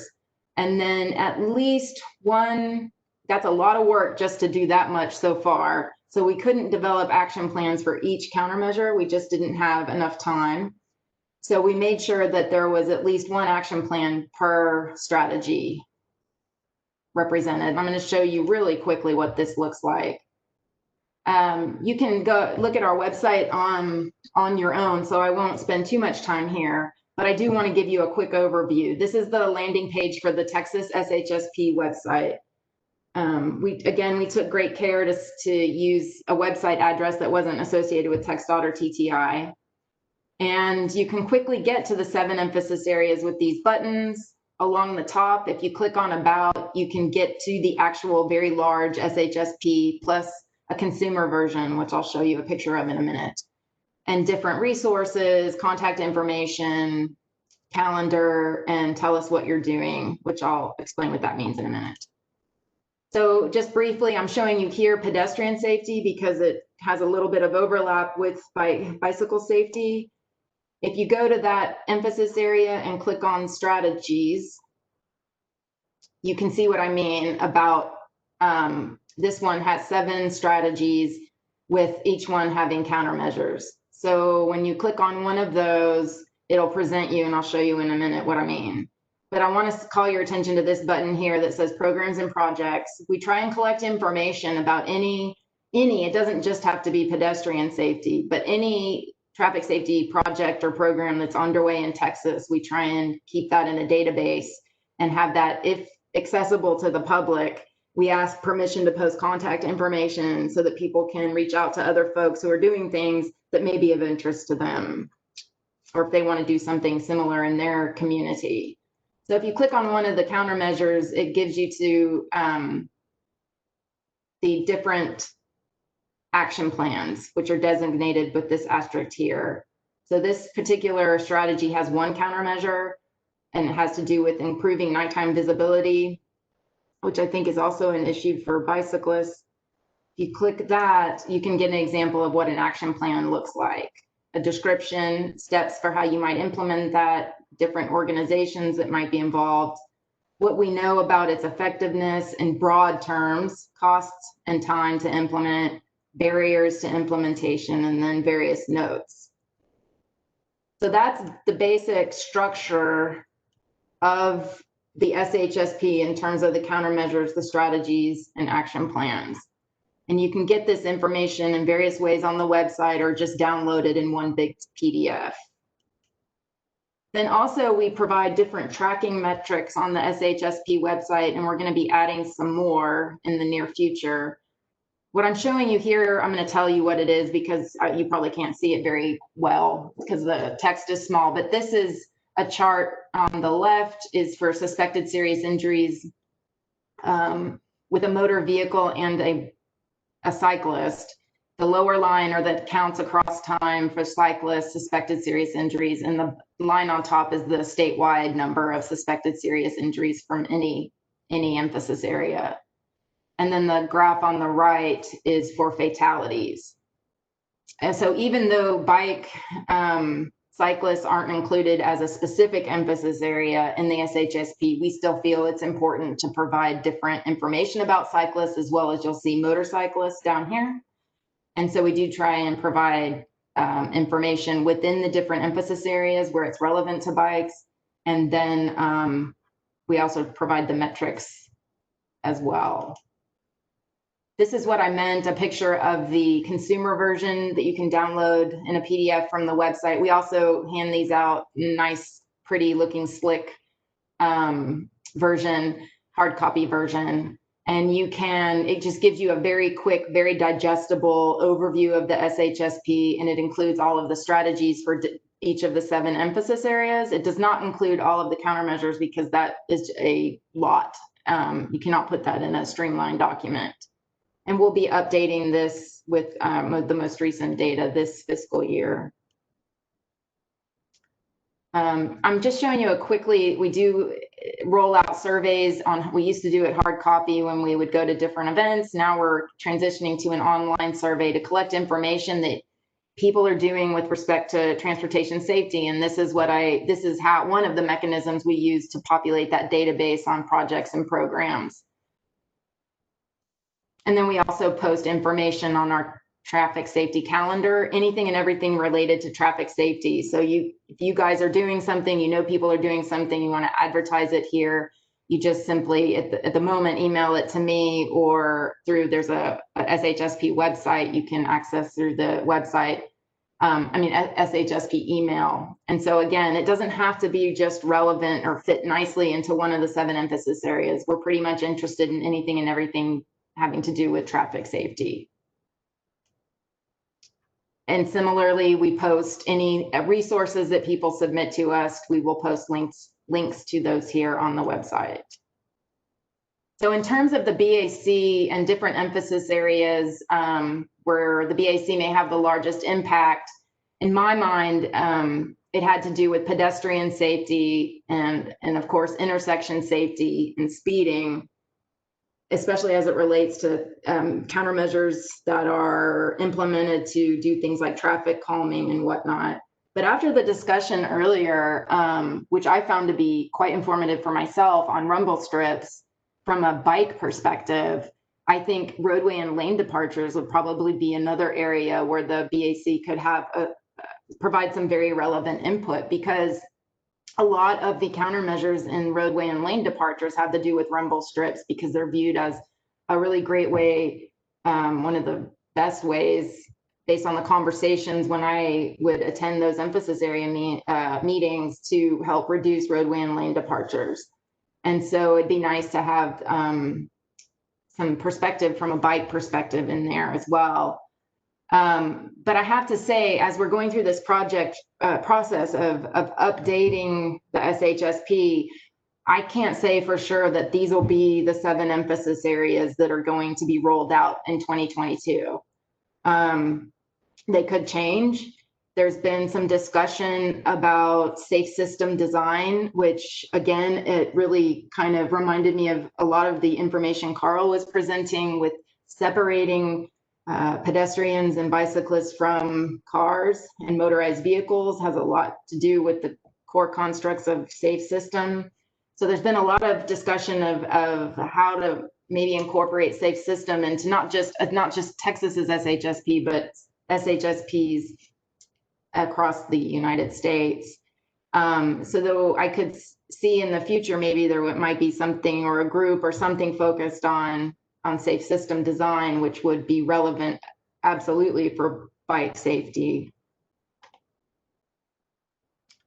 So currently, as we're working to finalize the process for the update with TxDOT, I don't have any like concrete dates of meetings. They'll be coming out shortly, but I don't have them at this moment. So at the moment, we're focusing on posting events to the calendar, updating resources and products, posting programs, all the things I mentioned earlier when I was showing you what the website looked like. We are rolling out a new communication plan. We are super excited. We've brought on a new member of the SHSP team at TTI, Olivia Thomas, who is got a lot of creative energy and expertise in communication, because part of the problem with it's not necessarily a problem, but it's just a fact with the SHSP, we don't have any carrots and we don't have any sticks. So what I mean is, like, I don't have money to give people to entice them to participate with in the SHSP process.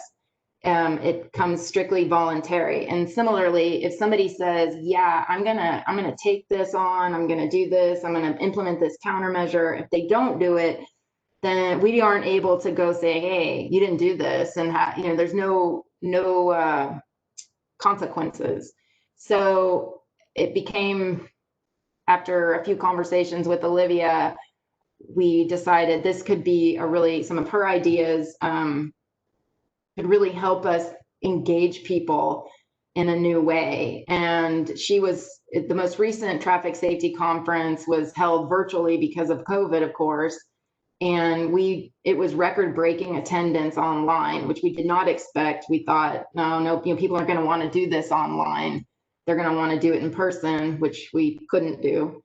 And we had well over 550 registrations. So I think that some of that was due to some of the work that Olivia did.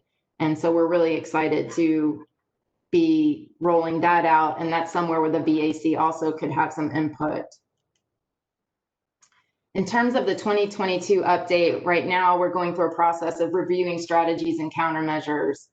And the BAC could let us know what bike issues are missing in the current plan so we can make sure and bring that up.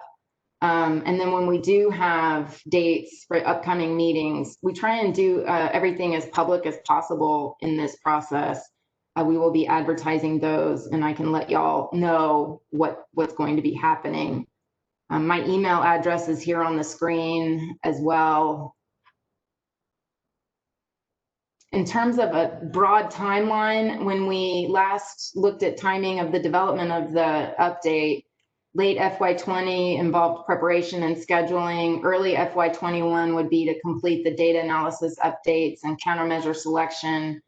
Mid FY21 drafting updates and meeting with the EC, and late FY21 starting the approval process and preparing marketing materials. I have a feeling this will probably change a little bit, so I don't want to say this timeline is written in stone just yet, but to give you a broad sense of how things kind of flowed out before. And that's kind of a very quick run through of the Texas SHSP status. We definitely want as much feedback and information from y'all and any group actually. And so I'm happy to take feedback about how to make that happen or how to engage with the BAC and answer any questions as well. All right, Ava, thank you so much for your presentation. Does anybody have any questions or any discussion that they'd like to have?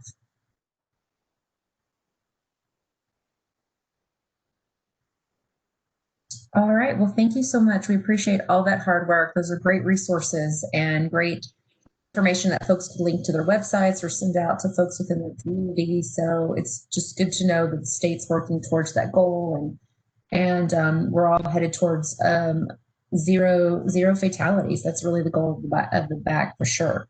All right, our next presentation is by Bonnie Sherman and Kevin Cokes. Kevin Cokes is a program manager with the North Central Texas Council of Governments. As a program manager on the Sustainable Development team, I can assure you guys you're in for a treat with this presentation. We've had a lot of impacts to active transportation from COVID-19 up in the Dallas-Fort Worth area.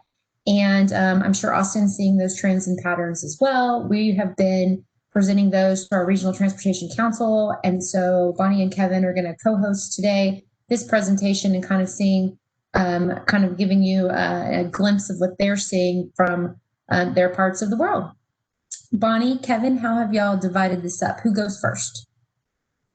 I will be going first with a brief overview of the statewide COVID impacts. Noah, I believe you'll be pulling up that presentation. So this was actually a request.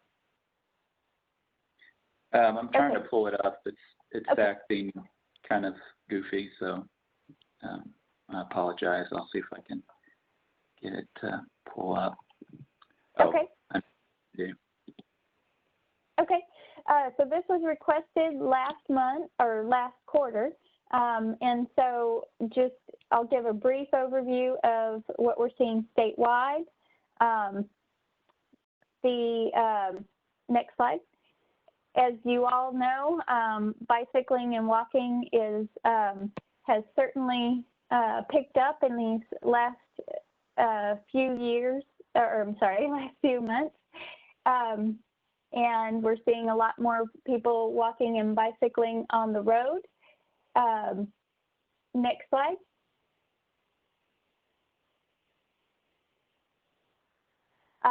And you can see that we are seeing a lot of increase in actual numbers.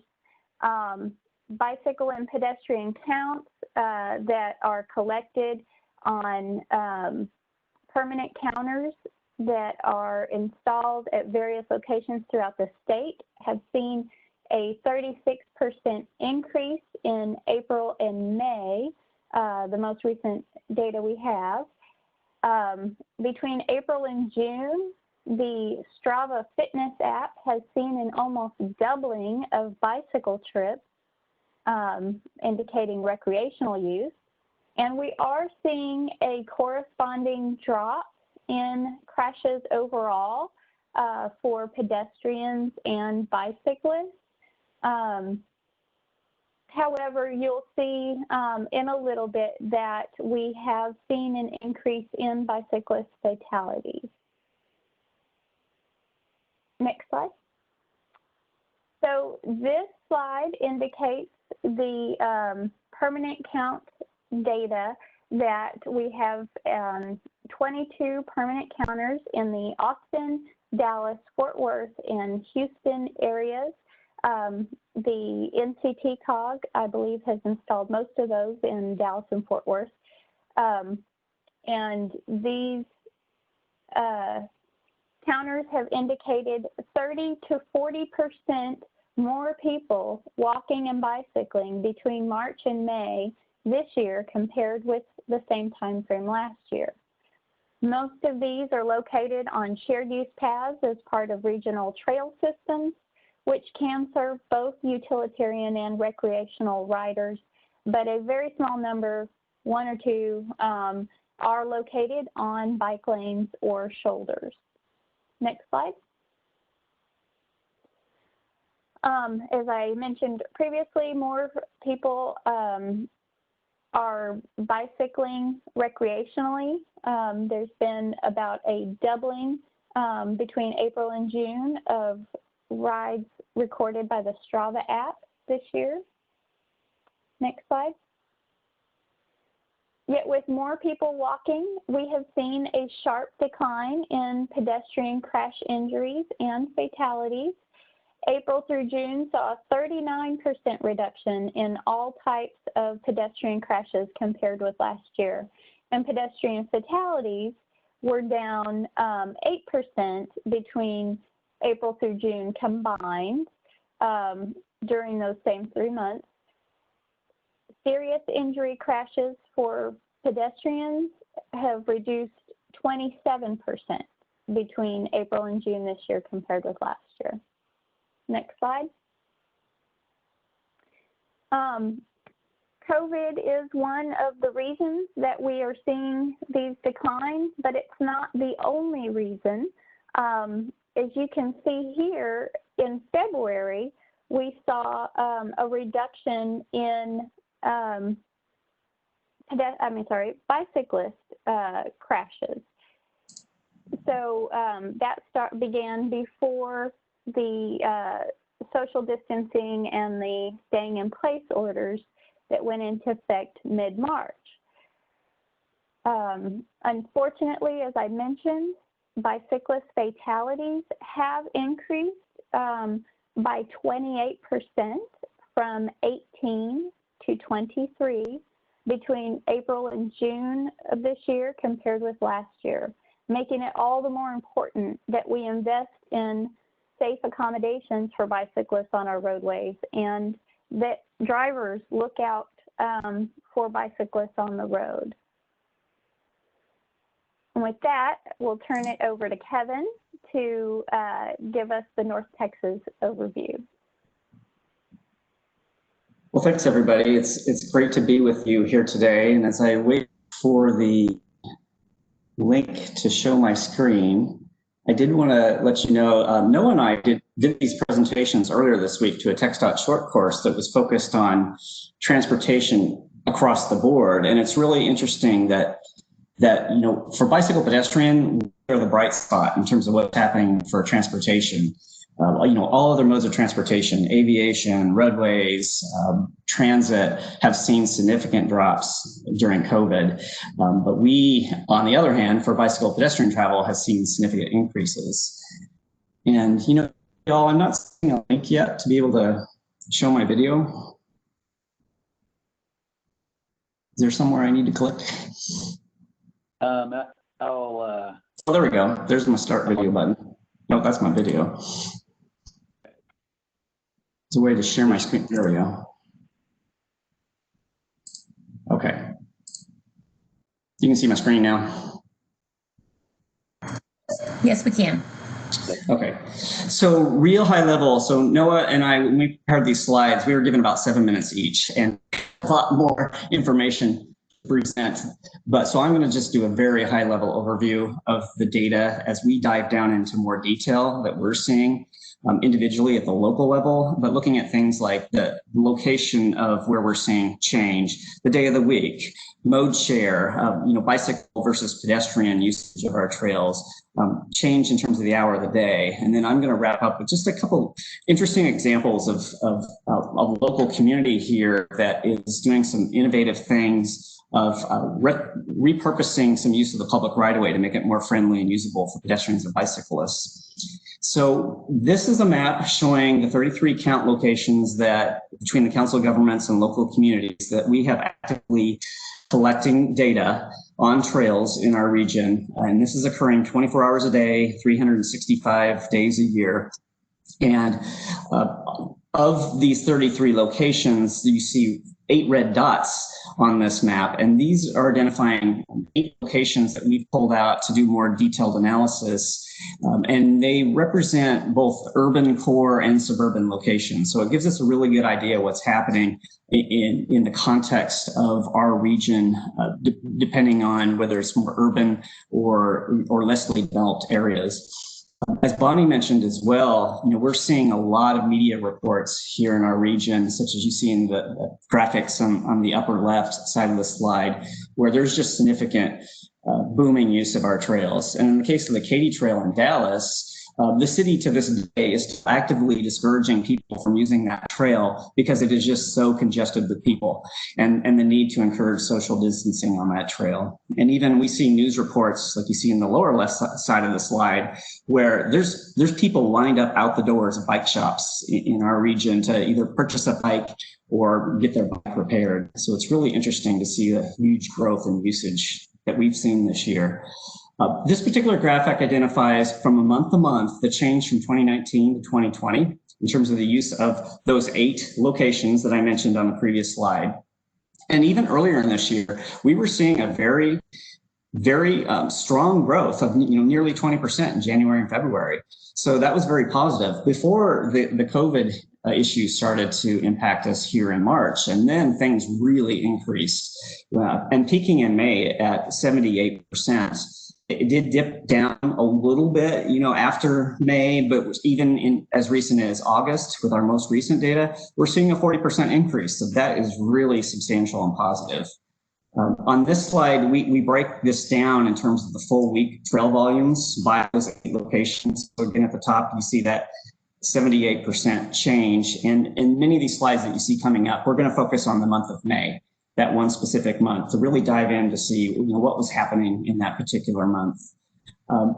But what's interesting is context is everything.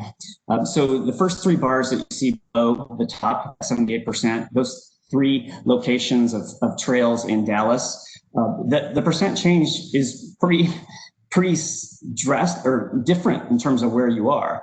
The Santa Fe Trail, for example, in Old East Dallas saw an increase of over 111% versus the Katy Trail, again, as I mentioned earlier, where the city was discouraging people from using the trail. It still saw a 37% increase. So we feel like that's still pretty significant, particularly in light of the fact that the city's telling people not to go use the trail. But again, based on whether you're in urban or suburban locations, we saw very significant growth all across the board in every location.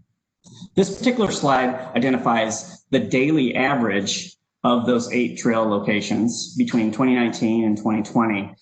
And 2019 is in the green, 2020 is in the purple. Again, across the board in the month of May, we saw increases in all locations. A couple of our more suburban trails count sites, such as in Denton and North Richland Hills. They tend to be a little bit more remote. They have less development around them. So they just in general have lower volumes of trail usage. But pretty much across the board, we're seeing well over 2,000 users a day on various trail locations in the region. And what's really interesting is the city of Allen on the trail, the count location there, they saw a threefold increase in trail usage in terms of the actual numbers of users on that trail from last year to this year in the month of May. Day of the week, we really want to see, well, are there any patterns in terms of, well, when is this change occurring? So you see in this graphic, and this is split between bicycle travel and pedestrian travel on the trails in the month of May. And so Sundays and Mondays had less of an increase, but still pretty substantial when you look at bicycles of an increase nearly 50%. That's pretty noteworthy. But then the rest of it is when it really got substantial increase in usage, where bicycles were well up, bicycle usage was well up, over 150%. The remaining of the week, and even pedestrian usage of the trails during the week is significantly up on every day of the week for much of the week. Another interesting thing to look at is actual mode share. How many users of the trail are bicyclists versus pedestrians? And each of these locations, we looked at the 2019 mode share versus the 2020 mode share. In 2019, we tended to see a little bit more, again, bicycles are in blue, pedestrians are in the orange color. We tended to see a little bit more equal distribution or share between bicycles and pedestrians. And definitely in 2020, in all locations, we saw an increase in the percentage of bicycles using the trails, and in some cases, a very significant increase in the percentage of mode share with bicycles on each of these trail locations. But again, as you can see here, context is everything. It just varies from one location to the other in terms of how many pedestrians versus how many bicycles are using trails. Also, it was really interesting to see this graphic in terms of, well, what kind of day is this increase occurring? I was kind of surprised to see the results that came out of this. I thought, well, maybe, you know, with more people working from home, we're going to see a really sharp increase after 5 o'clock. People are going out after work at home. They want to get out of the house. But in reality, what we're seeing is the weekday graphic line here you see in yellow is it's pretty consistent increase from about 8 a.m. to 8 p.m. and normal business hours is up well over 100% usage of trails in our region, and even on weekends as well. Pretty consistent throughout the day that the amount of increase that's occurring from hour to hour. So it was really interesting to see that there was no certain time of the day where there's a sharp increase. It was pretty consistent across the board. There we go. Oh, and then another slide we want to put in here is impact on bike share. So in Fort Worth, which has a docked bike share system with 6 locations, 350 bikes, we saw a very similar pattern to what we saw with the trails throughout the region. And in Fort Worth, you know, the bike share program has many locations that primarily in the core part of the city, but a lot of that travel that you can do on those bikes is on city streets. So they're downtown, they're in West 7th Street, the Magnolia Avenue area around TCU, if y'all are familiar with some of the geography of Fort Worth. But so a lot of this is not necessarily being captured on our trails. We're also seeing significant increases on people bicycling on the street. And you saw a similar pattern here with this is the actual number of rider trips by month and a change from 2019 to 2020 in the bike share program, with a very strong peak in May again, that's outlined in red. Similar to the trails, it dipped down a little bit after May, but we're seeing again in August in the bike share that the program has experienced a very strong increase in ridership in August as well. My slides are a little bit slow to advance. I'm trying to get to the next one. There we go. A couple things we wanted to highlight for you real briefly. Again, we could do a whole presentation on these things, but Dallas has a slow street pilot program. And my understanding is Austin has something very similar. I think maybe Bonnie's neighborhood in Austin is doing this, if I remember right. But this was launched by the city as a way to provide other locations for people to walk, run, and bicycle in lieu of using the congested trails in the city, and also as a means of maintaining social distancing. This is a neighborhood-led initiative where it's on a request basis, and the neighborhoods are responsible for the installation and removal of barricades. But the intent was really to minimize traffic on some of these neighborhood streets and open them up to more use for pedestrians and bicyclists, while still accommodating for local traffic as needed or deliveries, those type of things. However, this program has officially ended in Dallas, but our understanding is that the city staff is currently evaluating the feedback that they received, and it was extremely positive from what we've heard, and that the staff is in conversations with the city council about the opportunity to continue this program in the future. So it'll be really interesting to see how that goes, and maybe we can hear some feedback from Austin as well. And then lastly, I want to highlight a program that we were involved with through the Council of Governments and the Regional Transportation Council, which provided funding for a bicycle parking pilot program. And this is being implemented through a parklets program that the city of Dallas also launched during the COVID era.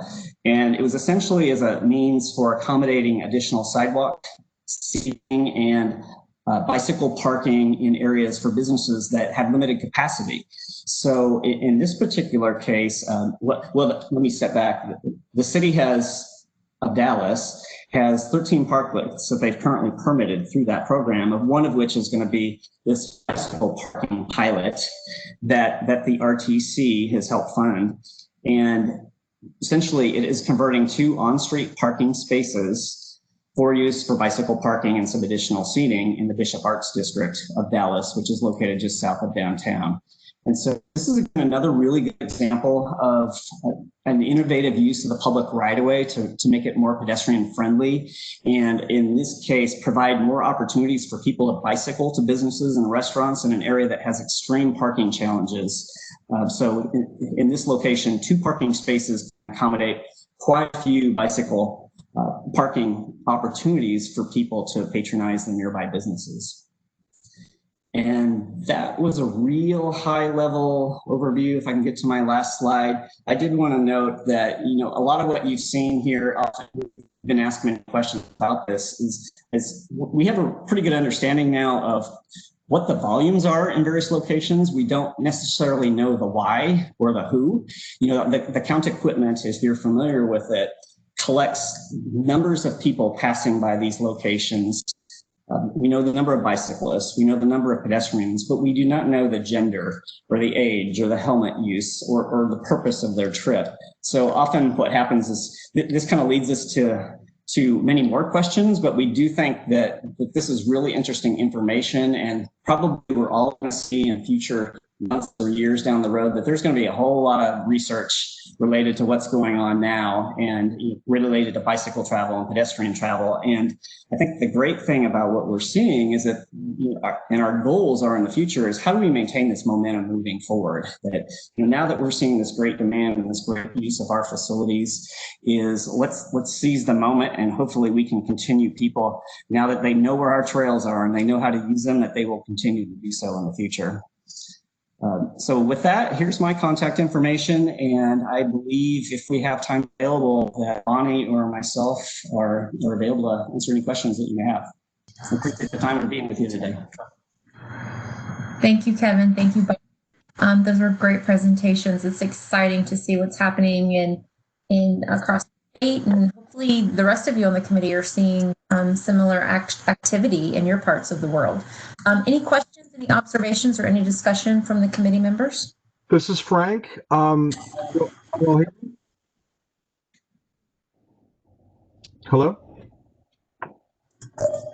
Frank, go ahead. Oh, okay, thanks. Well, more of a comment. Number one, I think, we all know that this has been happening by just being in the communities that we're in, but I really want to thank you all for this presentation. It's great to see the actual statistics and the data that back it up. And yeah, I guess the question is, what do we do with it, or what more do we need to do? But it's really, really great that you all put this together for us. I want to thank you.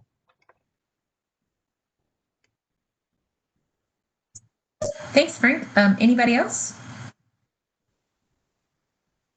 This is Eva. I just wanted to mention something quickly. I'm actually an injury epidemiologist, and a lot of work I do is in that space and surveillance. And we just got a project funded that may be of interest, Kevin and Bonnie and Noah.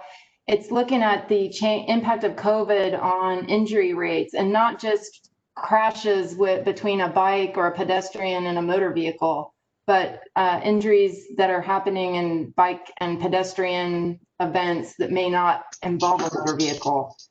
So it's definitely developmental, but that when we're done with and get the results, that may be of interest to y'all. Thank you for sharing that. Any other comments or questions? All right, great. Thanks again to our presenters. I will mention that for public comments, I said this a little incorrectly at the beginning. Due to the virtual format of the meeting, public comments must be submitted by email to bikeped at TxDOT.gov. That's bikeped at TxDOT.gov by July 27th.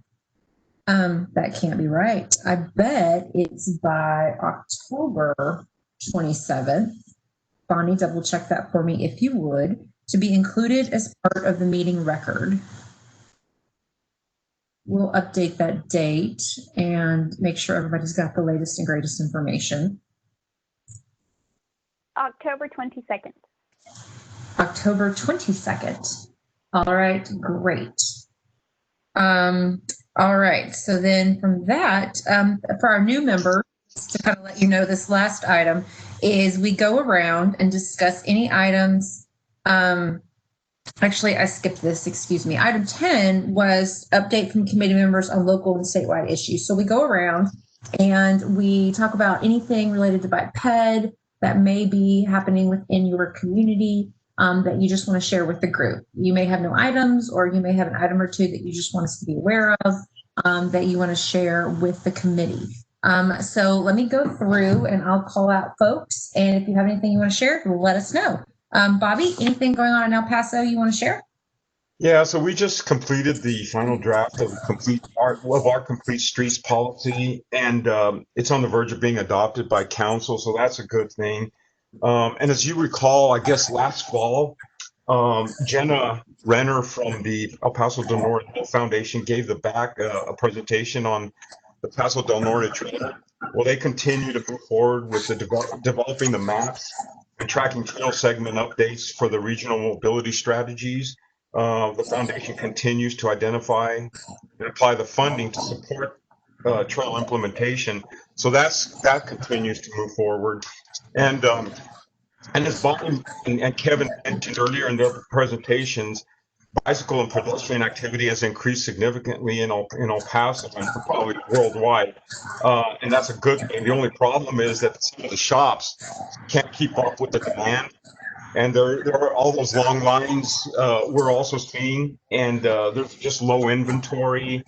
And good luck in trying to get your bike maintained or have maintenance on it. So needless to say, I've been getting to know my bike a little bit better. Other than that, it's all good. All right, great. Thank you. I'm going to go to our previous members first. Clint's left us. I don't think Ava Garcia from Brownsville ever joined us, so I don't think she's on the line.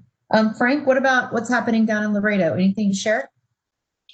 Yes, even though we've been for, the last few months sheltered in place and our advocacy group Bike Laredo has not been able to meet in person, we have been meeting online, much like this, with our MPO director and planning director of the city of Laredo, and we've been developing an active transportation plan that we're very excited about. We got a lot of work done over the past 4 months, and in fact, we had a meeting yesterday. It looks like they're going to be putting the preliminary finishing touches on it to present at the next MPO meeting in October, as well as our city council. So we're very, very excited about, moving that along and getting that adopted, and then, work toward implementation. So we're very happy to report that to everybody. Awesome. That sounds fantastic. Jeff, anything from the Corpus Christi area you want to mention? Thanks. Yeah, not too much to report. We our local bicycle advisory committee has had a tough time getting together in a virtual environment, but instead maybe I could just use this time to say how much I appreciated the active conversation today and the data-driven presentations. Really appreciate that, and for my part, having access to those digitally to be able to share with, as chair of the local bike advisory committee here, has been really useful to me in previous quarters. I'm always surprised by how much local stakeholders appreciate the state level perspective. And so that is something that's been sort of an unanticipated but highly valuable aspect of participating in this body. Thanks. All right, great, thanks. Rick, anything from San Angelo you'd like to mention to the group? Oh, not a whole lot's going on. Still building sidewalks on one of our main arterial streets, which is very good news. It's connecting our big multi-use path to other parts of the town, so that's very nice. Besides that, not a whole lot else is going on. All right, sounds good. Trent, anything from the Tyler area?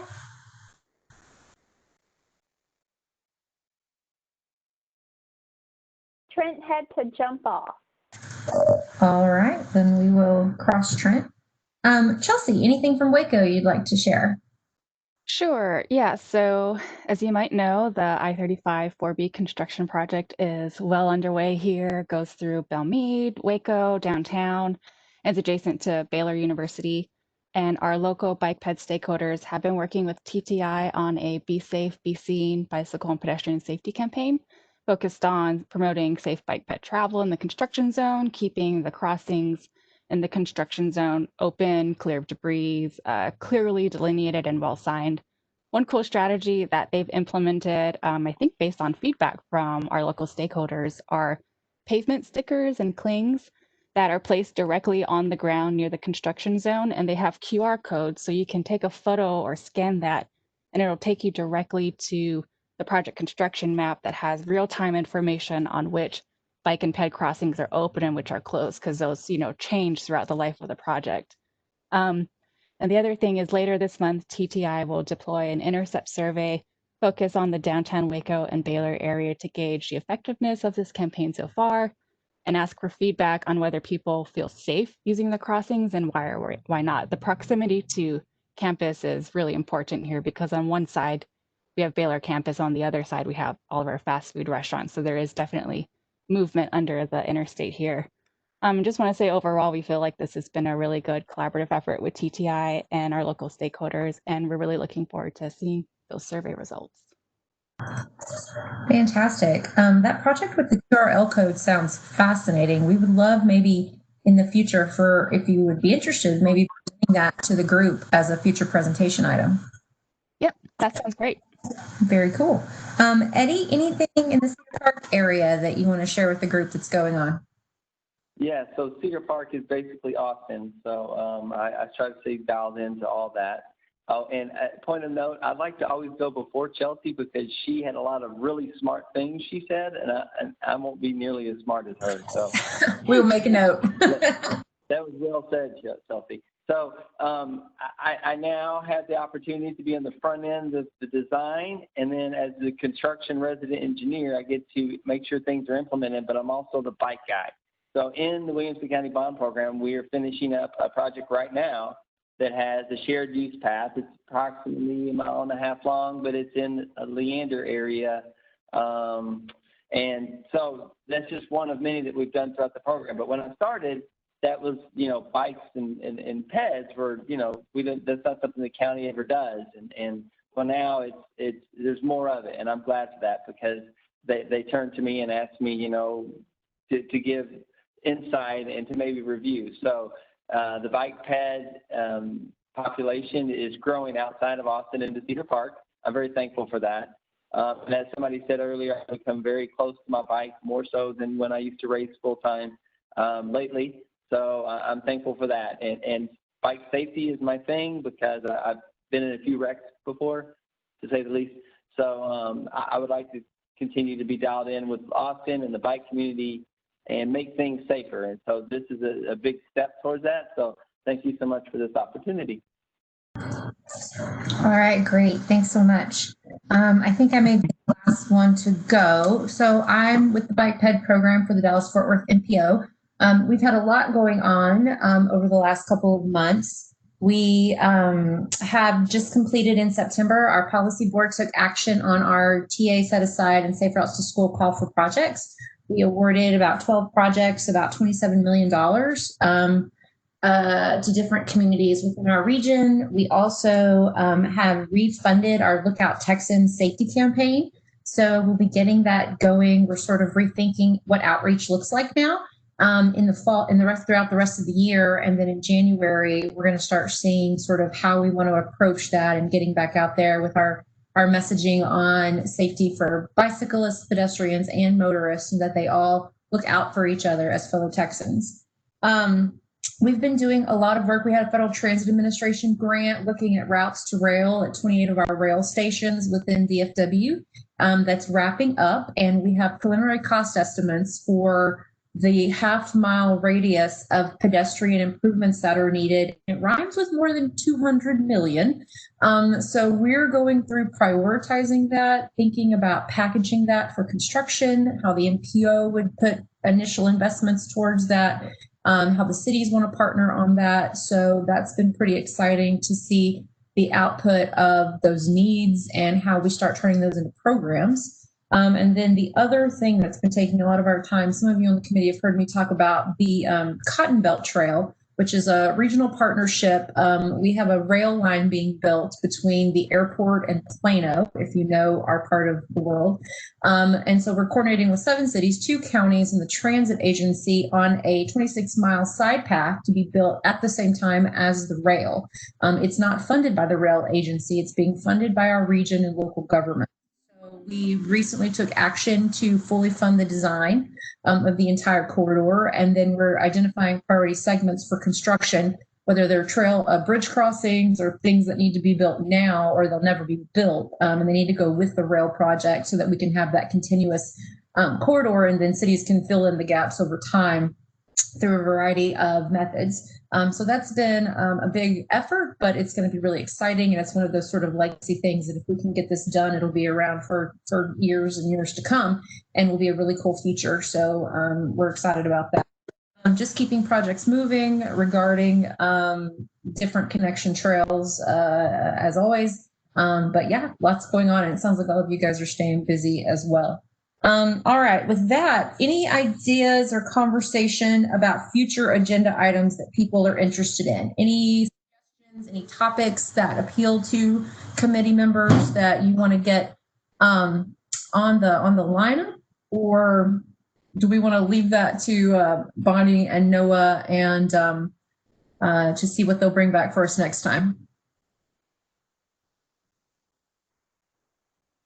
All right, if you can't think of anything today, if you do think of any general topics that you'd like to know more about or specific presentations or projects that you would like to come back to the committee, just please email them. They're always open to ideas. And then also, I believe, keep an eye out, and Bonnie, I'll let you mention this really quick. We need to get dates on the calendar, be thinking about 2021. So usually there's polls that are sent out to check folks' availability for January and for the other meetings that'll be coming in April and July. It's earlier just to book those for the year. And then whether it's a Monday or a Friday, and then you can have them set. So that usually works pretty well for all of us. So hopefully in the next month or two, we can get those out. And then if you have any additional topics for the group, just email those. And hopefully over the next few sessions, we can get those into the lineup. Again, I'm going to mention public comments are due in a virtual format, and it was October 19th, I see here on the screen. Thank you for bringing that back up. So if you have those, please send them to bikeped@TxDOT.gov. With any other further items, conversation? All right, then with that, I'm looking for a motion to adjourn today's meeting. Motion to adjourn. All right, thank you, Bobby. Do I have a second? Second, Frank. Thanks, Frank. All in favor, say aye. Aye. Aye. All right, thanks, everybody. Appreciate your time. Have a great rest of your day and a great weekend. Stay safe. You all too. Bye-bye. Bye. Thank you. Bye, guys.